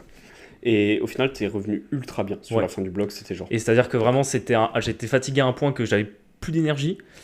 Techniquement j'étais pas bien parce qu'en fait je pense qu'il y avait beaucoup de désentraînements qui s'étaient accumulés, donc techniquement j'étais plus bien, j'avais beaucoup d'inflammation du fait que comme j'étais très fatigué, que je mangeais pas assez, etc. En fait ton corps il te donne des douleurs partout que t'as pas normalement, et en plus moi qui ai un peu la carte secrète du grind sur tous mes mouvements, j'étais tellement crevé que je pouvais plus grind nulle part. Et vraiment t'étais dans le jus, mais genre comme on l'a dit, c'est un mec qui squatte de 40, 200, c'est casu normalement, et genre un doublé à 200 t'étais vraiment dans le le mal. Bah, je pense que j'étais RPE 8 sur un double à 200, quoi. Alors qu'aujourd'hui, je pense que j'en fais Une dizaine. 10, ouais, au Ouais. moins.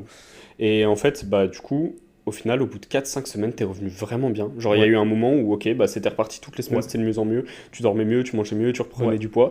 Et un bloc après, t'es à ton meilleur niveau. Ouais. On a, donc, au final, en 8-10 semaines, on a réussi à te faire repartir d'un niveau qui était bas, autant, comme dit, mentalement, Ouais. physiquement, techniquement. À 10 semaines plus tard, t'es à ton prime Bah, en c'est termes ça. de forme, en termes de technique, en termes de charge, en termes de standard. C'est ça, bah, c'est-à-dire pour donner un peu un exemple en chiffres à ceux qui nous écoutent, je pars de tellement pas bien physiquement que genre faire un 5,80 ou un 5,90 en comp, c'est compliqué, Mm. à 6,80 Ouais, quasi. Bah, là, c'est 8 semaines après. les Quoi. trucs que tu peux vendre un peu sur Insta en mode Ouais. putain, il a pris 100 kilos de 100 total kilos en en 10 8 semaines. semaines. Incroyable. Alors qu'en fait, non, encore une fois, il y a plein de facteurs. Ouais. Parce que si on dézoome un peu, bah, ton meilleur total que tu avais fait avant, c'était 6,60 6,57, je crois. Ouais, c'est 6,57, ouais. Et au final, tu as quand même réussi à sortir un pair total plus 25 Ouais. après un bloc où franchement ça a explosé. Et là, c'est ce qu'on disait, on est dans une super dynamique, Ouais. super momentum. Les entraînements se passent bien, chaque semaine c'est bien. Tu ressors, t'as pas de douleur, tu prends du plaisir à l'entraînement. Et alors que, ouais, il y a 3 mois, c'était la fin du monde, quoi. Ouais. Donc, le fait de reprendre le temps, on a beaucoup discuté, on a essayé de trouver plein de pistes pour qu'est-ce Ouais. qui va, qu'est-ce qui va pas. Et on a réussi à trouver à l'heure actuelle. Et ouais, t'as jamais été aussi fort. Et Ouais. au niveau mental, même ça fait plaisir, tu vois. Ouais, Et même complètement. tous les petits à côté, ça va aussi globalement mieux. Là, t'es Oui, t'es oui, beaucoup tout à fait. plus Bah, tranquille. j'ai réussi à retrouver un équilibre. De toute façon, quand tu sais, c'est toujours qu'on dit quand tu tombes de cheval, faut remonter, tu vois. Et genre, j'ai remonté et j'ai aussi su pourquoi, voilà, à un moment donné, ça avait craché. Après, t'as aussi le truc que je touche du bois, mais j'ai pas été malade ce printemps parce que je pense que là, mes globules blancs, ils doivent être bien hauts vu l'hiver que j'ai passé, tu vois. Ah bah là, putain, mais c'est vrai que t'as vraiment douillé, hein, Ouais. c'était vraiment pas cool à voir. Et c'était qui m'en parlait? Je crois que c'était David qui disait au final, on n'est jamais qu'à 2 ou 3 bons blocs de son meilleur De son niveau. meilleur Tu vois. niveau, Et même complètement. si t'étais tombé vraiment bas, alors t'étais pas non plus à squatter 100 kilos, hein, Non, non, mais mais 2 blocs, t'es revenu à ton prime. Ouais. Et là, ouais, on est sur une très bonne dynamique en espérant que ça continue le plus possible. Évidemment, un momentum, ça dure pas 10 ans. Mais oui. là, on prend ce qu'il y a à Écoute, prendre, on il va faut aller se prendre diriger du tout temps, doucement tant que vers s'y les est. 700. Ouais. Et, Puis même, c'est plaisant en fait, tu sais, on dit toujours PR à chaque séance, bah, c'est quasiment ça parce que même si je suis pas forcément en PR sur la charge absolue à chaque séance, en fait, chaque séance se passe à chaque fois mieux que la semaine d'avant, tu vois. Donc au final, tu es sur une Même dynamique les qui est formats vraiment sont un peu excellente, quoi. différents, alors Ouais. c'est un peu de la triche, c'est comme si maintenant je te mets du high bar tempo 5-0-0 en x8, oui, bon, il y a de grandes chances que tu perds à toutes les séances, mais Oui, c'est oui. pas spécifique, mais dans l'idée, effectivement, chaque séance se passe mieux que la semaine précédente, tu mets plus lourd, c'est Oui. plus facile, techniquement t'es mieux, on peut rien demander de plus au final, hein. D'accord. Toutes les semaines juste ça monte, on crée une bonne dynamique, t'en as toujours sous le pied, Ouais. et ça aussi on l'a vu au final, même toi qui récupérais bien, bah, le fait d'être moins proche de l'échec tout le temps, Ouais. t'as aussi plus de facilité à récupérer sur le reste, Complètement. c'est-à-dire sur bah, ta vie pro, sur ta vie perso, t'as Ouais. moins de stress, t'es moins dans le jus tout le temps, fatigué pour rien aussi, quoi. Donc c'est vrai que je pense que à l'heure actuelle, on a trouvé un peu le bon truc de bah, t'en as toujours sous le pied, mais ça te réussit bien. Et Ouais. c'est une bonne chose. Donc alors que, comme on l'a dit, t'encaisses beaucoup de stress habituellement. Ouais. 5 semaines RPE10 et t'arrives à PR. Donc faut mettre les choses en contexte. Les gens qui pensent être obligés d'avoir du RPE10 tout le temps pour progresser, Ouais, c'est pas. faut se comparer un peu. Je pense que tu as envie d'avoir du RPE10 tout le temps. Un bon moyen, je pense, que d'avoir l'impression de se mettre dedans tout en restant finalement sur un stress qui ne sera pas trop important. Je pense que c'est d'avoir des grosses pauses, comme là j'ai un peu en ce moment au squat, au terre, au bench. Au final, T'as une sensation de difficulté Ouais, qui est très haute, alors qui est que très c'est pas haute, réellement le cas, alors quoi. qu'au final, c'est pas vraiment le cas et que tu récupères très bien, tu vois. Ouais. Donc, Mais c'est sûr que sur le coup, tu douilles. Moi, je pense, j'avais du squat, je crois que c'était du tempo 5-0-0. Ouais. J'ai envie de mourir, quoi. Et pour autant, je termine ma série, je suis en mode, bon, bah, en fait, ça va, c'est C'est pas facile. si terrible, Mais sur le coup, tu douilles, quoi. Et je trouve que c'est un bon moyen au final parce que ça te permet de te rééquilibrer un peu psychologiquement en te disant ouais, je me suis donné, tu vois. Alors qu'au final, en termes de stress, t'es tranquille, quoi. Ouais, c'est ça. Au final, t'es sur des petits 7-8, Ouais. mais t'as l'impression que t'es au bout du monde, quoi. Ouais. Donc au final, on a quand même abordé pas mal de points sur cet Ouais. épisode, c'était quand même plutôt cool. Et il y a quelques petits points sur lesquels j'aimerais revenir. Premièrement, Ouais. sur ta comp. On en a parlé un peu rapidement. Ouais. Ta première compétition du coup officielle, puisque t'as jamais fait de mock meet, de choses comme ça, c'était du coup en décembre pour le Silent Ouais. Worker Meet Winter Edition. Est-ce que tu peux nous raconter un peu ton ressenti sur le monde de la compétition, qui est quand même Ouais. un peu différent du monde de l'entraînement, et Ouais. est-ce que tu as envie d'en refaire d'autres, etc. Alors honnêtement, j'ai vraiment kiffé la compétition parce que bon, faut le dire, c'était bien organisé, l'ambiance y était vraiment parce que bon, t'as des speakers, t'as un public, ils avaient le gymnase était bien, tu vois, c'est con, mais c'est des trucs, il faut le dire parce qu'en tant qu'athlète, peut-être quand tu viens le voir, tu y fais pas forcément gaffe, mais en tant qu'athlète, tu le remarques, tu vois. t'as toujours T'es sur l'organisation une estrade, interne, c'est bien organisé, l'ambiance était vraiment sympa, c'est-à-dire que bon, c'était ma première comp et honnêtement, les ordres, bon, tu les as bossés un peu à l'entraînement, mais bon, ça change quand même pas mal d'avoir des ordres. Tu dois prendre ton start au squat, tu dois prendre ton rack, et d'avoir tes pareurs en fait qui juste te le soufflent en mode vas-y, attends, vas-y maintenant rack. C'est con, mais en fait, ça te met en confiance. T'as vraiment l'impression qu'en fait, tout le monde est là pour t'aider à performer et t'as pas l'impression qu'on va te tirer dans le genou, quoi. Donc, C'est vrai que je le dis, j'ai l'impression à chaque épisode, mais ouais, Silent Worker, ce qu'ils font pour la force, et Ouais. même en termes d'événements, c'est insane. Vraiment, si un jour Ouais. vous avez l'occasion de participer à un Silent Worker Meet ou même juste de venir y assister, d'ailleurs, je pense que celui en juin à Nîmes sera incroyable. Ouais. C'est une évidence. Mais ouais, je pense que c'est vraiment un événement à faire au moins une fois dans sa vie, soit en tant qu'athlète, soit en tant que spectateur. Ouais, complètement. Mais athlète, c'est vrai que c'est un petit plus quand C'est un même. petit Pour une plus, première comp, c'est, je pense, la meilleure possible. Ouais. Surtout que t'as pas de caté de poids aussi, ça c'est important.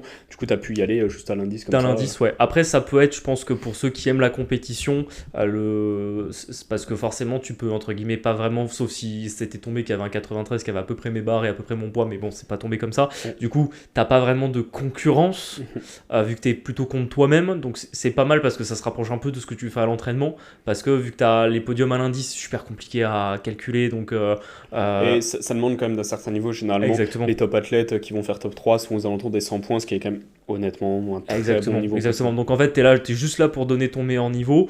Peut-être, ouais, voilà, pour celui qui est très compétitif, c'est dommage de pas être dans sa caté de poids et de se dire, bon, mais voilà, je vais devoir jouer Je vais telle ou faire telle bataille barre ou contre je fais tel tel match ou avec tel tel mec pour prendre une place. C'est Mais je pense le défaut, mais moi je regrette pas de pas Je l'avoir. pense parce que qu'il y a pense que assez de c'était pas le- compétitions où tu peux le faire, Oui. du coup. En soi, n'importe quel autre comp, Ouais. tu peux le faire, t'as toujours à peu près un mec de ton niveau, Ouais. sauf si t'es vraiment très haut, ou inversement, Oui. que t'es vraiment très bas, bah généralement c'est un peu plus tricky. Mais ouais, c'est vraiment cool, et aussi pas avoir ce stress de la peser. Si t'es dans une caté de poids et que t'as tes minima, tant mieux, Ouais. mais si tu les as pas, c'est pas grave, si t'es pesé à Complètement. 93,1, bah c'est comme ça, et C'est y a ça pas exactement. mort Et moi j'avais été pesé à 90,0 parce que justement c'était dans la démarche de prise de poids qu'on s'était Ouais, fixé. C'était pas on très n'a grave. fait qu'on soit rien, on pas- n'a fait aucun protocole, t'as mangé normalement. Exactement. Et puis voilà, donc ça c'était cool aussi. Est-ce que tu as une comp de prévu, que ça soit fixe ou même dans l'idée? Alors, comp fixe, non. J'aurais aimé faire le Science Worker de cet été, mais bon, malheureusement, Les places les sont places pas très sont vite. chères et. Enfin, quand je dis cher, c'est cher à avoir Ouais. parce que Ça part très, très ça vite, en part 5 très très minutes, vite. c'est out. Et néanmoins, j'aimerais bien quand même faire une comp d'ici, on va dire, la fin de l'été, parce qu'il y a la date du 30 septembre, Ouais, date dernier de qualificatif clôture France pour, Open. exactement. Et mon objectif en F actuellement, c'est de me qualifier en moins de 93 Open. Et donc, je pense que faire une comp à ce moment-là, ça Ouais, peut. potentiellement Ouais. entre août et septembre, à voir C'est où ça, est-ce qu'il y a des c'est compétitions d'organiser. On avait potentiellement une date, au final, on va pas en parler plus que ça, mais t'as pas été retenu Ouais. pour début septembre. Peut-être que ça sera le cas au final. Ouais, hein, on verra bien. dans les prochains temps. Mais on va essayer d'aller chercher cette qualification France Open. Ouais. Et je pense que ça peut être une bonne expérience. Au final, que la qualifie soit ou pas, ça serait une bonne expérience d'aller se donner pour objectif. Ok, là, j'ai ça à faire aujourd'hui. Je sais ce que je dois à quel total je dois finir. Ouais.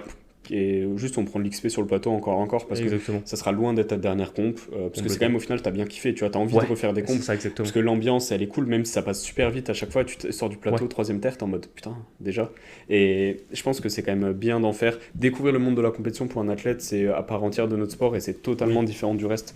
Donc c'est quand même, de mon point de vue, assez important d'en faire. Ensuite, si tu pouvais donner, selon toi, ton point fort et ton point faible sur les mouvements. Alors, pour moi, je pense que mon point fort, c'est le squat. Mhm. Alors, on a toujours un petit point faible quelque part. Je pense qu'au niveau def, il faut que je sois vigilant. Mais honnêtement, des trois mouvements, c'est celui où je me sens le mieux. Et c'est souvent celui, quand les deux autres allaient pas trop, c'est souvent celui qui allait rattrape bien. un peu, ouais. Et il est plutôt stable quand même, soit en termes de technique, de charge, etc.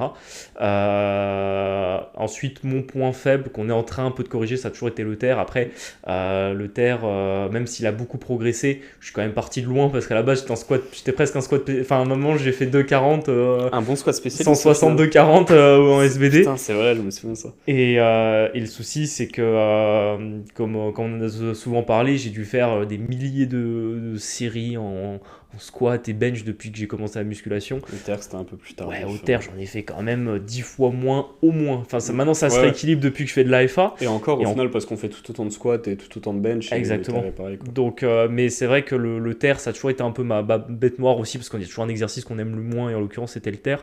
Même si au fur et à mesure, Ouais, en ça ce moment, ça va. Ça va, il se porte. ça En se fait, c'est corrige quand un il se peu. porte bien, je l'aime bien, quand il se porte pas Ouais, bien. c'est toujours un peu ouais, comme c'est- ça, le mouvement qui progresse pas, t'es en mode putain, celui-là je l'aime pas, et Ouais. quand il se tombe, c'est en mode ah, finalement, Ouais, c'est ça. plutôt cool. Là, du coup, si tu pouvais donner tes objectifs au court, moyen et long terme, que ce soit en termes de performance, que ce soit en termes de, typiquement les qualifications France, etc. Ouais. Alors à court terme, déjà il y a les très court terme, les 700. Ouais, je pense d'ici 1 ou 2 blocs, si tout se passe bien, je pense que je commencerai à m'en approcher. Le moyen terme, donc ça serait plus ou moins pour le troisième trimestre, voire la fin de celui-ci, les minima, donc 7,25, ce qui est déjà un palier de plus. Ouais. Et je pense qu'à long terme, d'ici quelques années, se rapprocher des 7,50, 7,60, je pense que en moins de 93, je pense que ça faudra voir quel sera le niveau, mais bon, ça permettra d'être un athlète France sans, je pense que... Si on va dire un top 10, un top 15 national, ce qui est objectivement un très bon niveau. Ce qui est déjà un très bon niveau, et puis c'est toujours pareil, plus tu pousses un sport, plus je pense que tu peux aller loin, mais je pense quand même en avoir encore un peu sous le pied. C'est un sport que tu dois faire encore durant plusieurs années. Là, t'es pas en mode dans 2 ans j'arrête, tu te projettes, t'es en mode tant que je peux en faire, en soi j'en fais. Exactement. Parce que là, du coup, tu l'as dit au début du podcast, à 26 ans, théoriquement tu viens à peine d'entrer en open ça jusqu'à 40 ans, il y a de la place. Et on sait que là, généralement jusqu'aux 30-35 ans, c'est la période où on est les plus forts physiologiquement parlant. Donc on a encore un peu de marge. Et complètement, surtout qu'il y a un peu, si on veut parler en termes de barre, il y a les 300 au terre, qui sont assez symboliques. Eux, il y a encore pas mal de boulot, mais bon... On est à 30 kilos, ça se fait, honnêtement, ça se fait. Il y a moins d'écart entre ton terre actuel et les 300 que ton terre actuel et ton terre au début du suivi. C'est vrai. Et ça, c'est motivant. Et ça, c'est vrai, ça veut dire que on s'en rapproche. Et après, il y a les 300 squats. Je pense que ceux-là, ils sont plus que symboliques. Mais bon, eux, par contre, il y a vraiment beaucoup de boulot. Je pense qu'il y a quelques années de travail avant. Parce qu'il y a beaucoup de paliers, en fait, avant. Déjà, le gros palier, ça va être la 270, 275, les 5 plaques. Généralement, on compte comme ça, 70, 120, 70, etc. Mais 275, c'est... Déjà, 250, c'est un bon squat. 275, c'est un très bon squat. Et 300 en 93, on est sur un haut niveau France. Du moins au squat. Le reste, on verra. Et au niveau du bench ? Niveau du bench, un 180, honnêtement, je pense que le bench, en fait, on pourrait penser que c'est celui où je suis le plus loin, parce que bon, on sait que c'est dur de gagner des kilos au bench. J'ai toujours la sensation qu'au bench, à un moment donné, ça peut péter, en fait. C'est-à-dire que tu peux prendre un plus 5, plus 7 sur un bloc. Ouais, exactement, et que voire en 6 mois, il peut y avoir un plus 20 kilos sur le bench. Honnêtement, objectivement, je trouverais pas ça déconnant, parce que je vois le potentiel que j'aurai. Je vois aussi de où je suis parti, de là où j'en suis aujourd'hui, et que j'ai l'impression qu'il est un peu sous-exploité. Alors pourtant, c'est un mouvement que j'ai toujours bien aimé, etc. Mais on a peut-être pas encore trouvé la formule magique au final. La formule magique, alors même si elle n'existe pas forcément, je pense qu'il faut trouver le technique qui fait. Par exemple, ce qu'on a trouvé au squat pour l'instant, ce que je pense qu'on est en train de trouver au terre, je pense qu'on peut le trouver au bench d'ici quelques blocs. On fait des petits tests par-ci par-là. C'est ça. Et donc ça sera un 180, après un long terme, un 200 kg. Objectivement, je pense qu'il faut s'entraîner très longtemps pour avoir un 200 kg, mais c'est pas exclure. 200, c'est un all-time goal, un peu comme au final la 300 au squat. Et au terre, ça serait quoi un all-time goal ? Peut-être 320, 325 plus ? C'est un peu le truc, c'est-à-dire que quand tu dépasses les 300 au terre, rien n'aura la même saveur, tu vois. Parce que même... Si, 400, mais... Ouais, 400, mais là par contre, on est dans... Sur vraiment une top élite, quoi, en 93, littéralement, personne n'a jamais fait... aussi sur un... Allez, 400 sur un deadlift bar, tu vois, ça serait l'étape d'après. Déjà, juste 400 chargés, ça cool. Mais sinon, peut-être 320, 325. Après, évidemment, là, on parle de perf, ça se trouve, ça sera dans 10 ans. Mais ça sera déjà énorme, quoi. Et puis, faut quand même remettre les choses en face. C'est que pour l'instant, j'en suis très loin. Et puis, c'est les perfs des top athlètes. Alors, peut-être pas monde, parce que dans ma catégorie, ça tire 350. À l'heure actuelle, je pense. Un 800. Sachant que je me souviens, en open, l'an dernier, t'as eu 1 340 et 2 mecs qui ont tenté 350 quand même. Ouais. Et à l'heure actuelle, le niveau 93 se situe à 800 plus, tu vois, à peu près. Après, niveau inter... on est sur du 8,50, même plus, hein. Je crois qu'Eiko il a fait 8,88. Et Helmut, il a fait 8,90, je crois. Ouais. Donc, ça commence à être... Après, évidemment, là, on parle d'un top niveau monde. Oui, c'est ça. Mais il y a des belles barres, il y a des gros objectifs, surtout comme tu es dans une catégorie de poids assez élevée, il y a quand même des gros paliers à aller chercher. Alors qu'un 66 qui dit bon, je vais aller squat 300. Bon, boss. Ouais, t'as du boulot, quoi. Ouais, mais mais clairement, donc ça va être plutôt cool. Donc le monde de la compétition t'a quand même bien plu. L'objectif serait dans un premier temps, évidemment, de les valider à l'entraînement et de les valider en compétition. Ça serait encore mieux, plus symbolique. C'est ça. Donc en vrai, ce petit podcast était plutôt cool. Je pense qu'on est sur un bon 2 heures, à mon avis. Quasiment. Ah ouais, on a quand même bien parlé. Ouais. Je vais terminer par la dernière question, du coup. Ouais. Pour toi, c'est quoi ta musique de hype ? Alors, est-ce que c'est un titre en particulier ou est-ce que c'est un style? Moi, je connais déjà la réponse, du coup, mais pour Ouais. les auditeurs. Alors je vais même donner les deux. Je vais donner un style, donc tout ce qui est art style Ouais.